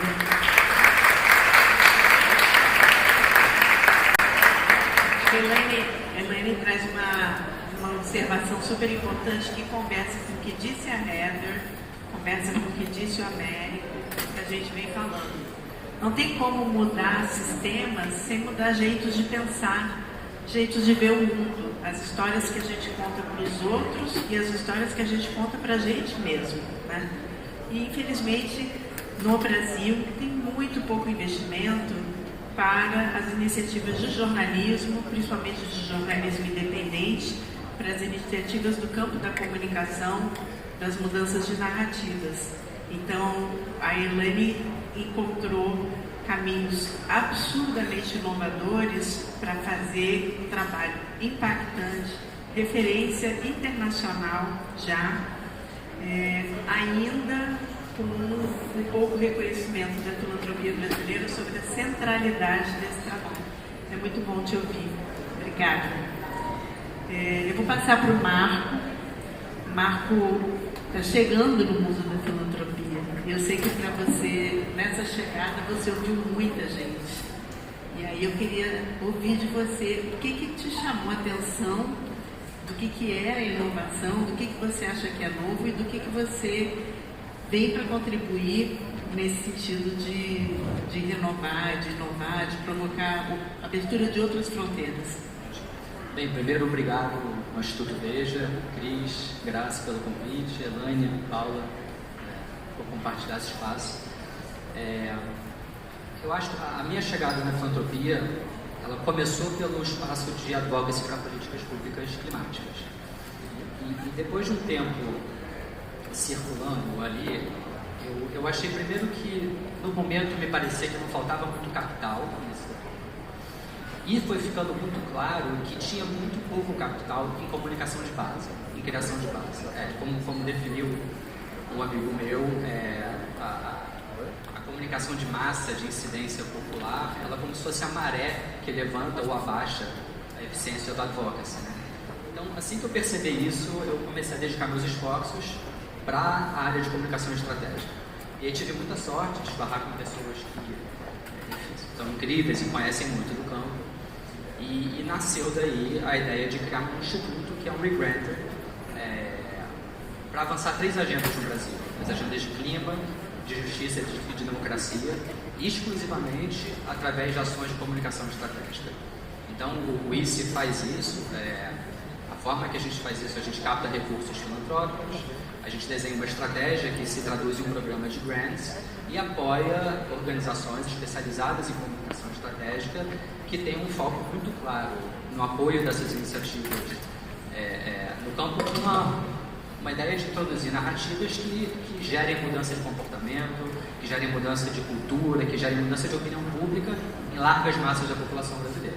Então, acho que a tese por trás disso, tanto quanto simples, é que a pressão política que é gerada a partir do engajamento popular é imprescindível para gerar vontade política que vai criar, enfim, fortalecimento de instituições, que vai gerar aprovação de leis e andamento de medidas que vão fortalecer essas agendas, né? O que a gente quer no final do dia é criar apoio popular para leis que se tornem políticas de Estado, políticas perenes, que vão dar sustentação a questões de clima, a questões de justiça e a questões de democracia ao longo de diversos ciclos políticos. Então, lá no ICE, a gente tem esse estudo de audiências e como conversar com essas audiências. E eu acho que aonde tem uma questão de inovação aqui para mim, é que a filantropia, naturalmente, ela se desenvolveu em torno de causas. Então, assim, saúde, educação no Brasil, que é muito grande, como foi falado, fome, primeira infância. E nessa formatação da filantropia, que é natural, ela está aí para resolver essas mazelas da sociedade, a comunicação, eu acho que ela sempre foi negligenciada. E em muitos casos, o máximo que foi feito com a comunicação é um tipo de comunicação institucional que serve para informar o trabalho e as ações das organizações do campo. E me parece que, de uma forma geral, o campo da filantropia ainda não reconheceu o papel central que a comunicação tem enquanto uma agenda independente, merecedora de financiamento próprio, e fundamental para avançar as agendas que a própria filantropia apoia. E o que me dói é que existe um caso de extremo sucesso no Brasil no uso da comunicação estratégica. Só que quem se apropriou desse sucesso, quem investiu nisso, foi a extrema-direita brasileira. A gente vê, há aproximadamente 10 anos atrás, talvez um pouco mais, os movimentos conservadores no Brasil, aprendendo com os movimentos conservadores americanos, investindo maciçamente em comunicação, investindo em criação de narrativas baseadas em valores, investindo muito em um ecossistema de geração de conteúdo muito veloz e eficiente, investindo muito em infraestrutura de distribuição de conteúdo, investindo em mobilização de base. E qual o resultado disso? É que os conservadores no Brasil conseguiram emplacar narrativas fortes que ressoam em grande parte da população em temas caros a eles. Então, agenda de direitos reprodutivos, agenda de clima, agenda de democracia, foram todas dominadas pelo espaço mais conservador. E eu sinto que a gente perder esses espaços das narrativas é meio que perder o debate público sobre muitas das coisas que são mais cruciais para a gente. E acho que existe aqui uma necessidade de reconhecer que sem um investimento poderoso em comunicação estratégica, a gente não retoma esses espaços. E acho que um outro ponto para se pensar nisso é que as organizações de comunicação não podem ser acionadas só em momentos de crise. Quer dizer, tem uma eleição, ai meu Deus, fulano vai ganhar, o que a gente faz? Isso não funciona. A gente precisa pensar em comunicação como uma infraestrutura física, uma linha de transmissão de energia. Quer dizer, esse troço precisa ser construído, leva tempo para ser construído. Ele precisa ser mantido, porque se você desfaz o investimento, na hora que você precisa, ele não está mais lá. Então, eu acho que tem todo um novo campo de financiamento a ser aberto, que é o tratamento da comunicação estratégica como uma agenda independente. Existem pouquíssimas organizações com a capacidade estrutural para fazer isso. Os talentos são escassos e os talentos que existem são disputados por agências privadas e por veículos de extrema-direita. Então, assim, acho que, para mim, inovação é o olhar para a comunicação estratégica como uma nova agenda que está a serviço de todas as agendas da própria filantropia. Super obrigada. Vamos ouvir isso. Paula, além de você estar à frente há muito tempo, há muitos anos, de uma iniciativa inovadora, você acompanha, a gente falou agora um pouco sobre a inovação tecnológica, sobre o novo dinheiro da filantropia, que vem do Vale do Silício, massivo o dinheiro que está vindo das Big Techs. Isso muda as regras do jogo, não só para a filantropia, mas para a democracia, né? E ainda tem muito pouca gente olhando para essa dimensão e fazendo a disputa ou entendendo a importância de apoiar a disputa do jornalismo e do debate público, né? Da arena pública, democrática, saudável, vibrante, né? Então eu queria que você trouxesse um pouco da tua experiência, de onde você está olhando para essa dimensão. Obrigada, Graça, boa tarde. E obrigada ao Beija pelo convite para estar aqui, dividindo essa mesa com o Elaine Mato. A gente convida vocês a conhecerem, se já não conhecem o trabalho da Alma Preta. Eu brinco, toda vez que eu apresento a Elaine, ela é uma gênia dos negócios. Ela é uma gênia dos negócios. O jornalismo é um negócio muito difícil e a Elaine vem achando soluções extremamente inovadoras. Então, eu fico muito feliz de estar com uma mesa ao lado dela. Quando a gente pensa, eu queria fazer uma reflexão, acho que quando a gente está pensando em filantropia e inovação, eu penso, acho que tem dois níveis, tem vários níveis, eu gosto de pensar, tem dois, acho que assim, pensando do ponto de vista mais estrutural, acho que existe uma reflexão que vem sendo feita na filantropia ao redor do mundo, mas veja também no Brasil, que é um pouco o tamanho da ambição diante de um país tão desigual, tão profundamente desigual quanto o Brasil, e diante de muitas agendas de emergência. Porque a gente poderia falar que o clima é urgência, e é sem dúvida urgência, mas a gente voltou para o mapa da fome. Então a gente cria pessoas em situação de insegurança alimentar novamente no Brasil. A gente passou por uma transição demográfica sem fazer a inclusão completa dos jovens no Brasil. A gente não consegue atraí-los mais para a educação formal e o mercado de trabalho oferece vagas que são extremamente precarizadas. Então, não preciso fazer uma lista aqui dos problemas que a gente tem no nosso país, mas só para dizer que a gente tem uma agenda de urgências concomitantes que coloca também um desafio de reflexão para quem quer abraçar isso de forma estrutural. E eu acho que o Nexo é uma empresa, a Gama é uma empresa, mas a gente tem uma relação muito estreita com algumas filantropias. E por isso, e também eu sou uma egressa desse universo. E vejo que os esforços que têm uma visão, uma perspectiva de médio e longo prazo, são os esforços que conseguem, de fato, inovar por conta da experimentação, mas também por conta da consistência. Eu acho que a consistência também, para além da inovação, é uma palavra muito importante quando a gente está falando de filantropia. Porque garante segurança, garante previsibilidade, garante planejamento, uma série de coisas que são muito importantes, seja para o negócio, seja para o negócio do terceiro setor.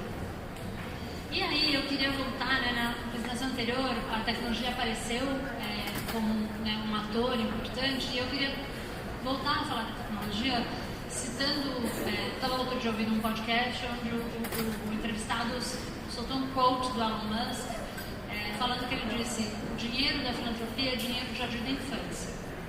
Quem vai definir o que é o mundo é o dinheiro da tecnologia.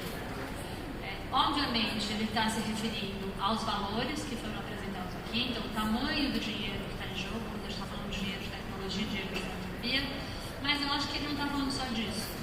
Eu acho que ele está falando também do apetite de incidência em relação ao espaço público. E para mim tem uma diferença muito importante. Quando a gente está falando das grandes empresas de tecnologia, eu não estou falando dos filantropos que fizeram a sua fortuna com tecnologia. Estou falando das empresas de tecnologia que hoje vêm colocando muitos recursos. Então a gente está falando de atores privados que colocam seus recursos para impactar o espaço público, mas a serviço de interesses privados. Ao passo que quando a gente olha para a filantropia, a gente está falando de atores privados que colocam seus recursos, em teoria, a serviço do interesse público, do bem público, de uma agenda que é pública. Então, acho que essa é uma primeira distinção que é muito importante. Faria sentido a gente comparar valores? Eu acho que nem um pouco.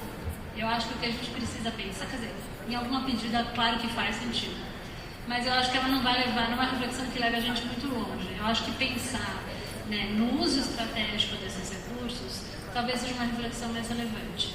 Porque a filantropia não está competindo no sentido de defender interesses particulares, privados, ou agendas específicas que não tenham conexão, boa filantropia, que não tenham conexão com a agenda pública, no caso do Brasil, com a agenda pública brasileira. Então, pensar o uso estratégico desses recursos, mas com algum pragmatismo, porque eu acho que essa é uma lição importante desses atores do mundo da tecnologia, quando eles estão pensando na incidência que eles vão ter, é uma coisa que me parece relevante. Então, para trazer um exemplo do meu campo, agora nos Estados Unidos tem uma iniciativa nova chamada Press Forward, liderada pela MacArthur Foundation e pela Knight, mas é um consórcio de fundações. Eles acabaram de levantar 500 milhões de dólares para serem investidos em jornalismo local. Vão fazer uma segunda rodada para levantar mais 500 milhões de dólares, a meta é $1 bilhão. Por que isso? O financiamento do jornalismo já acontece nos Estados Unidos há muitos anos. Por que este formato? Por que o jornalismo local? Porque há uma preocupação muito grande com as próximas eleições presidenciais. Eu não sei se vocês viram a pesquisa que saiu ontem no New York Times. O Trump tem mais intenções de votos do que o Biden. Então, esse é um cenário que está dado. Ninguém vai discutir o investimento em jornalismo local a partir da escolha de um ou outro candidato. mas há um diagnóstico de que, assim como no Brasil, nos Estados Unidos também há um deserto de notícias, em vários lugares, os Estados Unidos é um país grande, e que o ambiente de desinformação ele tem impactos infinitos, que vão das escolhas políticas até o movimento antirracista. Poderia citar muitos outros. Então, eu trago esse exemplo porque ele é um exemplo que tem uma leitura política, de contexto, que mobilizou uma série de fundações que separadamente já faziam investimento no jornalismo, mas que ao mesmo tempo tem uma visão muito estratégica. A gente tem este prazo, até o ciclo eleitoral. Essa é uma rede muito complexa de jornalismo local.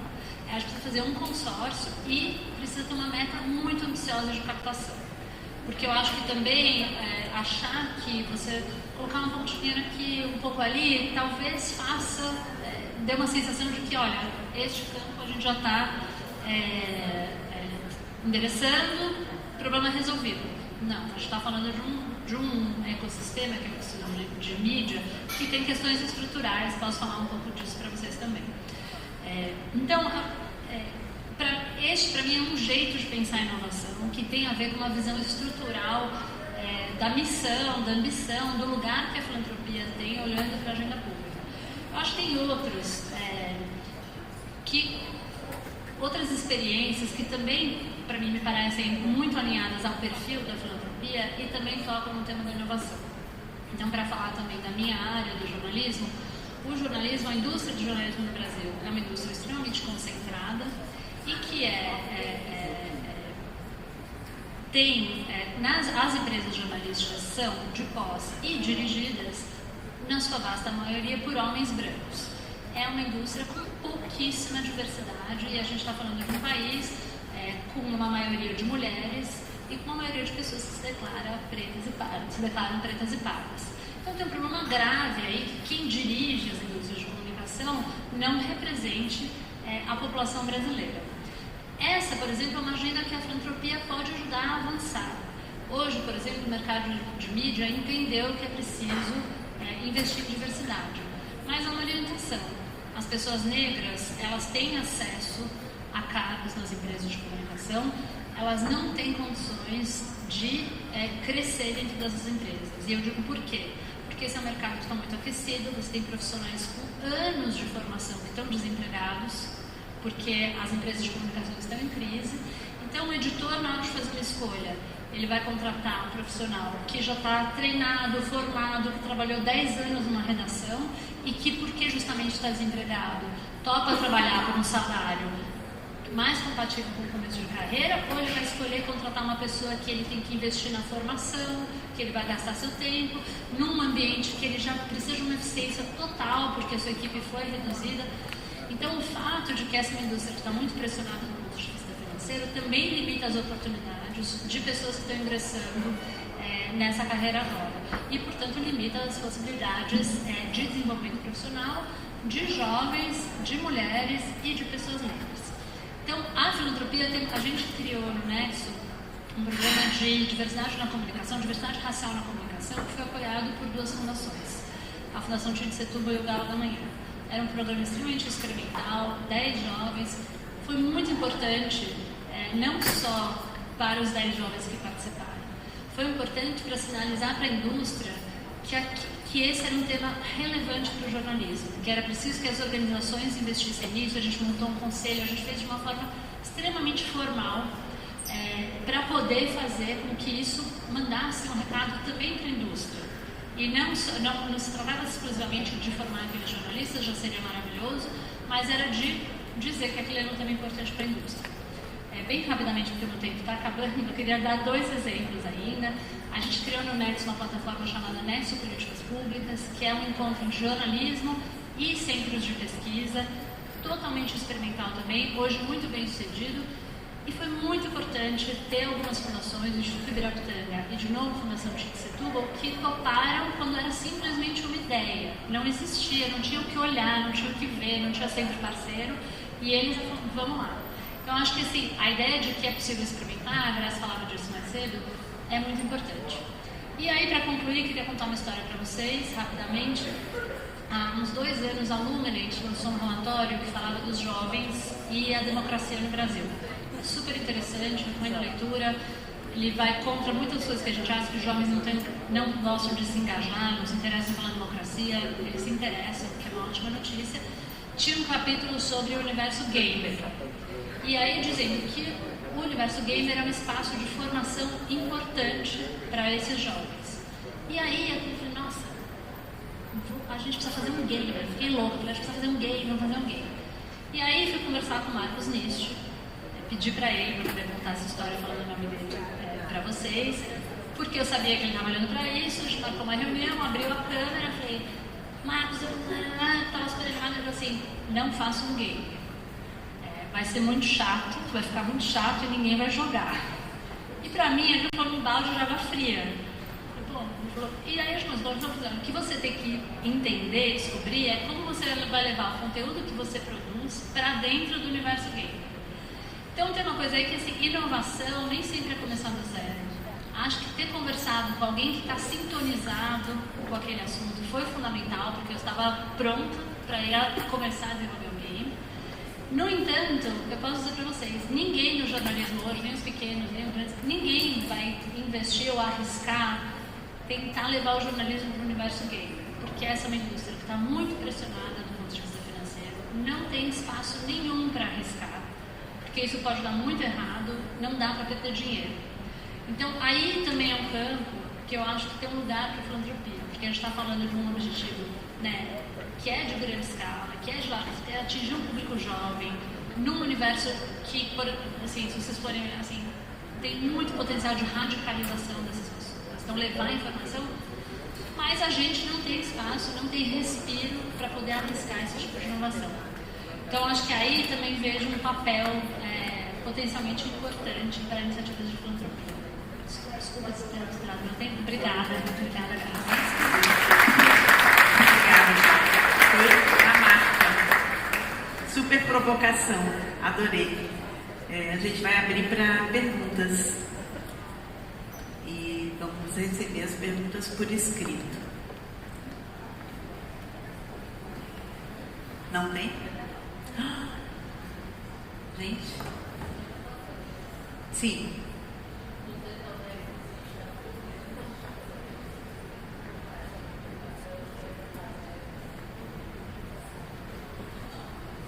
Então, o Nexo Políticas Públicas é uma plataforma que começou com 8 centros de pesquisa, hoje tem 18, são centros de pesquisa de excelência no Brasil e fora do Brasil. Então, a gente tem o Centro de Estudos da Metrópole, Afro, Sebrap, eu não vou falar todos porque eu vou esquecer, com certeza, mas Harvard, Princeton, pesquisadores brasileiros em Harvard e Princeton. E a ideia é justamente pegar a produção acadêmica brasileira, que é de excelência, e transformá-la em conteúdos capazes de dialogar com um público mais amplo. Uma das coisas que me incomodava muito no ciclo eleitoral, não o último, o anterior, era que a gente tinha discussões em torno de temas de política pública sobre os quais a gente tinha muita informação. Então, por exemplo, Bolsa Família. Eu não gosto do Bolsa Família. O Bolsa Família faz tal... Bolsa Família é talvez um dos programas sociais mais avaliados que a gente tem no Brasil. A gente sabe exatamente quando ele funciona, quando ele não funciona, qual é o impacto.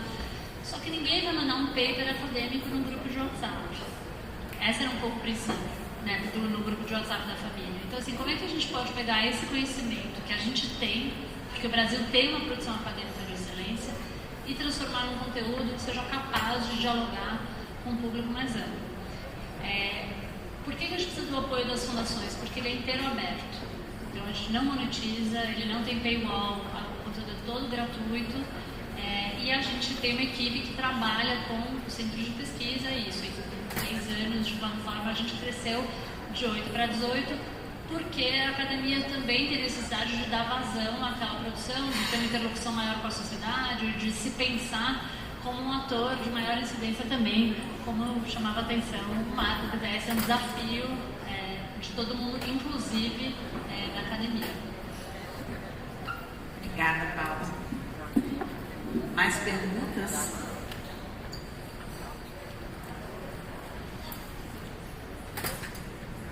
Bom, incrível, pessoal. Eu sou fã de todos. E perguntar para você, Marco, você sabe que é uma iniciativa. Queria perguntar como vocês estão pensando assim em desafio, né, de criar essas novas narrativas. Acho que muitos dos seus benchmarks foi o que a direita, né, de alguma forma tem usado. Assim, como vocês estão pensando em trabalhar com esses criadores de conteúdo ou com essas pessoas para criar narrativas de fato, né, efetivas para ir criando essa massa crítica em torno desses temas, assim, entender o que está na sua cabeça em relação a isso? Então, o ICE, como um regrammer, ele óbvio que ele tem uma estratégia interna e a gente tem as nossas visões sobre quais narrativas emplacam para quais temas, mas o que o ICE faz é financiar grantees e organizações que são especializadas, elas sim, em emplacar essas narrativas. E eu acho que tão importante quanto as narrativas em si é a forma que essas narrativas chegam nas pessoas. Então, por exemplo, quando a gente olha a indústria do entretenimento, se você pensar novela, no Brasil ainda é um lugar em que grandes narrativas são emplacadas na população. Como é que a gente pode trabalhar isso? Auxiliando roteiristas a falar sobre certos temas. Como é que você insere crise climática dentro de uma novela da Globo? Ou como é que você conversa com a Netflix sobre eles falarem mais sobre justiça racial? Então, você olha para o entretenimento, rádios evangélicas é outro lugar de extrema importância, onde se forma muita opinião no Brasil. Como você faz isso? Engajar os donos de rádios evangélicas e ver se eles querem falar sobre isso. Grupos de WhatsApp, notícias locais, né? Existem muitas evidências de que notícia local é um lugar onde a informação é absorvida com muita confiança. Então a gente tem que estar presente nesses espaços. E para alguns temas específicos, o ICE trabalha com um conceito que a gente chama de mínimo consenso viável. Então, assim, existem temas muito polarizantes, temas um pouco menos polarizantes, e dentro desses mais polarizantes, como eu acho que dentro de clima, por exemplo, tem muitas narrativas relacionadas à oportunidade que isso representa para o Brasil, que são narrativas mais fáceis de serem emplacadas. Eu posso fazer uma pergunta que eu acho que talvez seja até para Graça, pode? Quando você faz a provocação do universo gamer, já existe uma estrutura de comunicação montada que atinge essa galera. Então já existem distribuidores de informação que são os influenciadores digitais desse grupo. Por que olhar para a mídia social me parece que ainda é um desafio para a filantropia?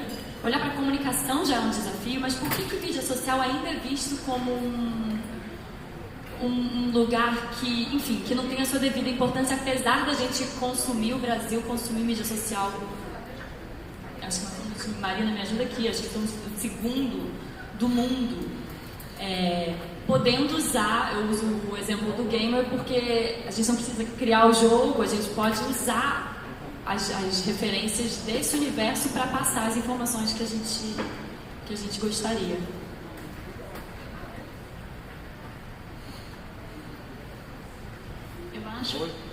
Acho que tem duas dimensões. Acho que assim, não olhar, acho que ser reticente em relação a colocar dinheiro em mídias sociais tem a ver um pouco com a fluidez. Isso não é um projeto que você vai falar, olha, eu vou começar dessa maneira, eu vou impactar tantas pessoas e o resultado vai ser esse. Acho que tem um caráter extremamente experimental.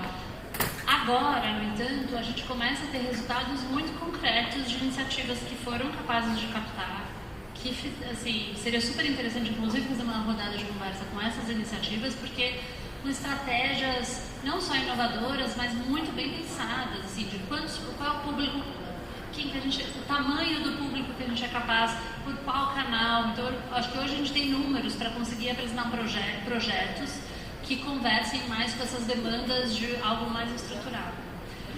Mas eu queria aproveitar a sua pergunta para falar também de um tema que eu acho que seria interessante a filantropia estar olhando também, que é o tema da regulação das plataformas. Porque eu acho que esse é um tema chave para o Brasil. O Brasil é um dos maiores mercados para essas empresas de tecnologia. Elas têm um lobby que é pesadíssimo. Então, eu não sei se vocês acompanharam, né? Há 4 meses houve uma tentativa de aprovação do projeto 2630, que tratava da regulamentação das plataformas, e o lobby das plataformas foi foi ultrajante. Então, assim, o Google tem 95% de market share da busca. No Brasil, eles colocaram um anúncio na barra de busca falando: a regulação vai acabar com a internet livre. Eles estão sendo investigados, enfim. tem uma série de estratégias do lobby que foram muito agressivas. Isso, a ausência de regulação tem consequências gravíssimas. Então a gente tem hoje um problema de saúde mental que é extremamente grave, que está afetando os adolescentes. Então, assim, é claro, a gente pode trabalhar nessa ponta, então, assim, como que a gente trabalha a saúde mental, como que a gente olha para crianças, para meninas. Outro dia eu li um artigo que uma menina inglesa tira 150 selfies antes de postar. Olha o peso do olhar do outro, assim, como é que você, uma adolescente, assim, é muito grave. Essas informações, elas estão disponíveis. As plataformas sabem disso. A gente está começando a aprender isso. Então, assim, tratar as consequências é muito importante. Investir na prevenção é muito importante. O trabalho de regulação, e aí o lobby da tecnologia é infinito. O volume de recursos, de pessoas, assim, um poder de convocatória que é muito grande. Aí sim eu acho que precisa, Graça sabe, a gente tem trocado bastante sobre isso, aí sim eu acho que é preciso um olhar bastante estratégico que reúna influência, recursos, capacidade de convocatória, compreensão, assim, para falar para vocês, gente, hoje é difícil, né? Na época que o PL estava sendo debatido, não havia consenso em torno dele. E a gente avaliou que talvez a estratégia fosse oferecer um projeto de lei alternativo que gerasse uma nova conversa. Não é possível encontrar uma empresa, um escritório de advocacia grande que não tenha as plataformas como clientes. E, portanto, não esteja colocado numa situação de conflito de interesses. Então, são muitas camadas. Então, acho que aí, para falar de um tema muito estratégico associado à nossa agenda pública, eu diria que esse é um, sem dúvida alguma. Posso complementar a resposta da... Assim, a gente lá no ICE é muito fã do espaço de mídias sociais e de influenciadores digitais. Quer dizer, muitas pesquisas que indicam que os influenciadores são bons criadores de narrativa, bons propagadores de narrativa e bons mobilizadores de base. Então, acho que a gente tem todo o motivo do mundo para investir. Tem aqui duas pessoas, eu não vou falar o nome para não fazer propaganda, mas que estão fundando organizações que trabalham justamente auxiliando os criadores de conteúdo nesse processo. O ICE está apoiando isso, porque, enfim, eu acho que eles são o que a gente chama de narradores confiáveis. O público confia no que o influenciador fala, o público compra o que o influenciador divulga. Então, se tem influenciador falando de crise climática, o público recebe aquilo com alto grau de abertura. Eu queria fazer o meu comentário olhando do ponto de vista da filantropia, né? Qual é o desafio aí a ser superado. As mídias sociais são espaços individuais e a mudança social é um processo coletivo, é um processo associativo. A sociedade civil no Brasil se baseia nisso, na sua capacidade associativa. É difícil construir essa ponte entre processos de longo prazo, estratégias políticas de longo prazo e a necessidade da ação política associativa e a lógica do indivíduo na rede social, que hoje fala em função de um determinado tema. Mas amanhã pode estar falando de outro, dependendo do algoritmo, eventualmente. Então, tem uma construção a ser feita. Eu não estou dizendo que isso não é importante, isso é importante, mas a mudança social, ela se faz a partir desse poder narrativo coletivo, com um pacto político e ético por trás dele. Como que a gente constrói a ponte com essa ação individual flutuante, mutável, sem um compromisso necessariamente de fundo ou de origem, com uma ação política alinhada a determinados movimentos, alinhados a determinados campos políticos? É esse o trabalho que a gente tem que construir. Mais uma aqui, tá? Última pergunta. Aqui, boa tarde. Oi, boa tarde, tudo bem? Ouvindo o painel de vocês, queria fazer aprendendo também bastante, queria fazer uma pergunta para a Elaine, para ouvir também, queria ouvir um pouco a sua percepção como você enxerga a inovação em termos de acessibilidade do jornalismo para as pessoas da periferia ou que não têm de forma tão amplificada acesso a outros jornais ditos como tradicionais, né? E eu não estou falando necessariamente só da linguagem, da forma de abordagem, né? Mas de outros tipos de inovações para que chegue e que seja interessante e que esse conteúdo também seja alinhado à realidade dessas pessoas. Obrigada.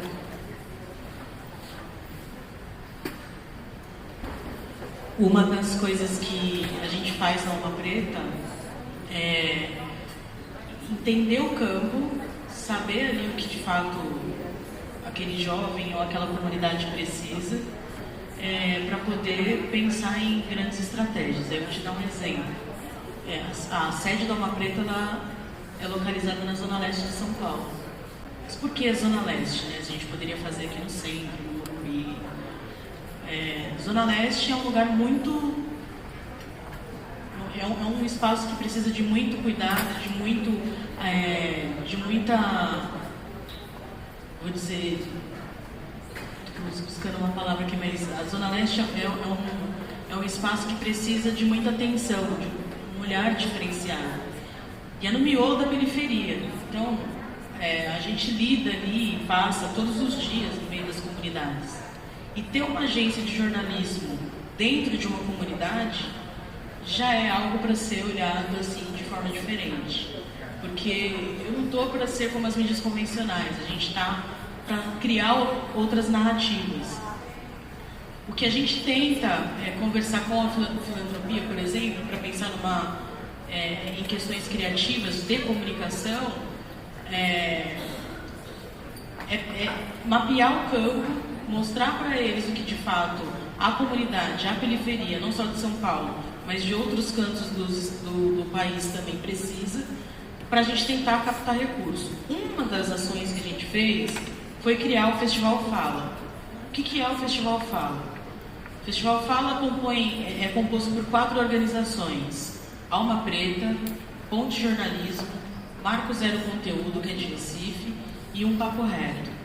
Essas 4 organizações, elas são localizadas ali nas periferias. A Ponte, eu não sei se tem escritório físico, mas trata aí de conteúdos bem específicos, mas isso surgiu de uma inquietação de como é que a gente se comunica com o campo, e não só com os jornalistas, mas também com os comunicadores. E esse festival é um festival que a gente está na nossa 4ª edição, esse ano foi em Recife. Foi um festival aberto, onde a gente mistura jornalismo com comunicadores, com a cultura, com dança, com teatro, com música, com tudo. Então, a gente transformou ali o escopo desse festival, né? A gente monta a estrutura do festival, mas quem faz o festival são as pessoas que participam. Então, é enriquecedor e não tem um festival igual a esse. E aconteceu um caso muito curioso esse ano, que a gente correu atrás ali de recursos, né, para trazer veículos de mídia do Nordeste, do interior do Nordeste, porque também tem isso, o festival é feito, a gente não tem lucro com esse festival, mas a ideia do festival é que a gente faça para as pessoas que participam. Então, a gente não tem lucro para executar ali. E também surgiu uma inquietação de ter grandes festivais de jornalismo que não são acessíveis a essas pessoas, por exemplo. Então tem, o Congresso da Abrage, é muito caro para ser acessado para pequenos comunicadores. Então a gente acabou se espelhando também nessa temática de não cobrar entrada e tudo mais. E aí uma coisa legal foi que a gente lançou o festival com muito custo ali, tiramos a verba ali das nossas organizações, né, de coisas que a gente ali juntou, e algumas pessoas de filantropias estatais participaram do evento. No segundo dia de evento, eu consegui fazer uma captação de recurso por conta da presença dessas pessoas que foram no festival. Conclusão, foi 0 a 0. Consegui, tudo que eu gastei, eu consegui captar no dia do festival, e a gente já tem a verba desse festival que a gente captou no dia. a gente vai utilizar para fazer o festival do ano que vem. Então, isso possibilita, parece ser uma coisa boa, mas não é, porque isso acaba viabilizando possibilidades de levar mais jovens na periferia para ter acesso a essa comunicação acessível e que fala para e por essas pessoas mais jovens e pessoas que não têm tanto acesso e que não se vê nessa mídia convencional, né? Eu acho que essa é a grande ideia dessa comunicação criativa, comunicação acessível para esse jovem. O jovem tem que se ver representado. Eu nunca me vi representada, por exemplo, nas organizações corporativas que eu trabalhei. Eu só tive a oportunidade de ser e de fazer tudo que eu sei, que é dar treinamentos institucionais, treinar pessoas ali para captar recursos, de criar possibilidades, a partir do momento que eu comecei a trabalhar com organizações que de fato faz a diferença para o mundo. Eu acho que é isso que me move, é isso que me coloca adiante, no sentido de que a gente tem sim que persistir, mesmo que seja difícil. O que eu falo sempre é que existe um caminho, e esse caminho é da resistência, que é uma coisa que a gente jamais vai deixar de fazer ali, é existir e resistir. Maravilhoso.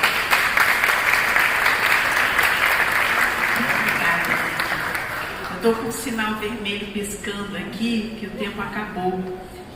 Poderia passar muito mais tempo fazendo essa conversa, mas agradeço demais, Elaine, Paula, Marco, pela participação. Uma conversa super interessante, acho que é só um início. Acho que tem muito mais para falar sobre esse assunto. E vamos seguindo com a agenda.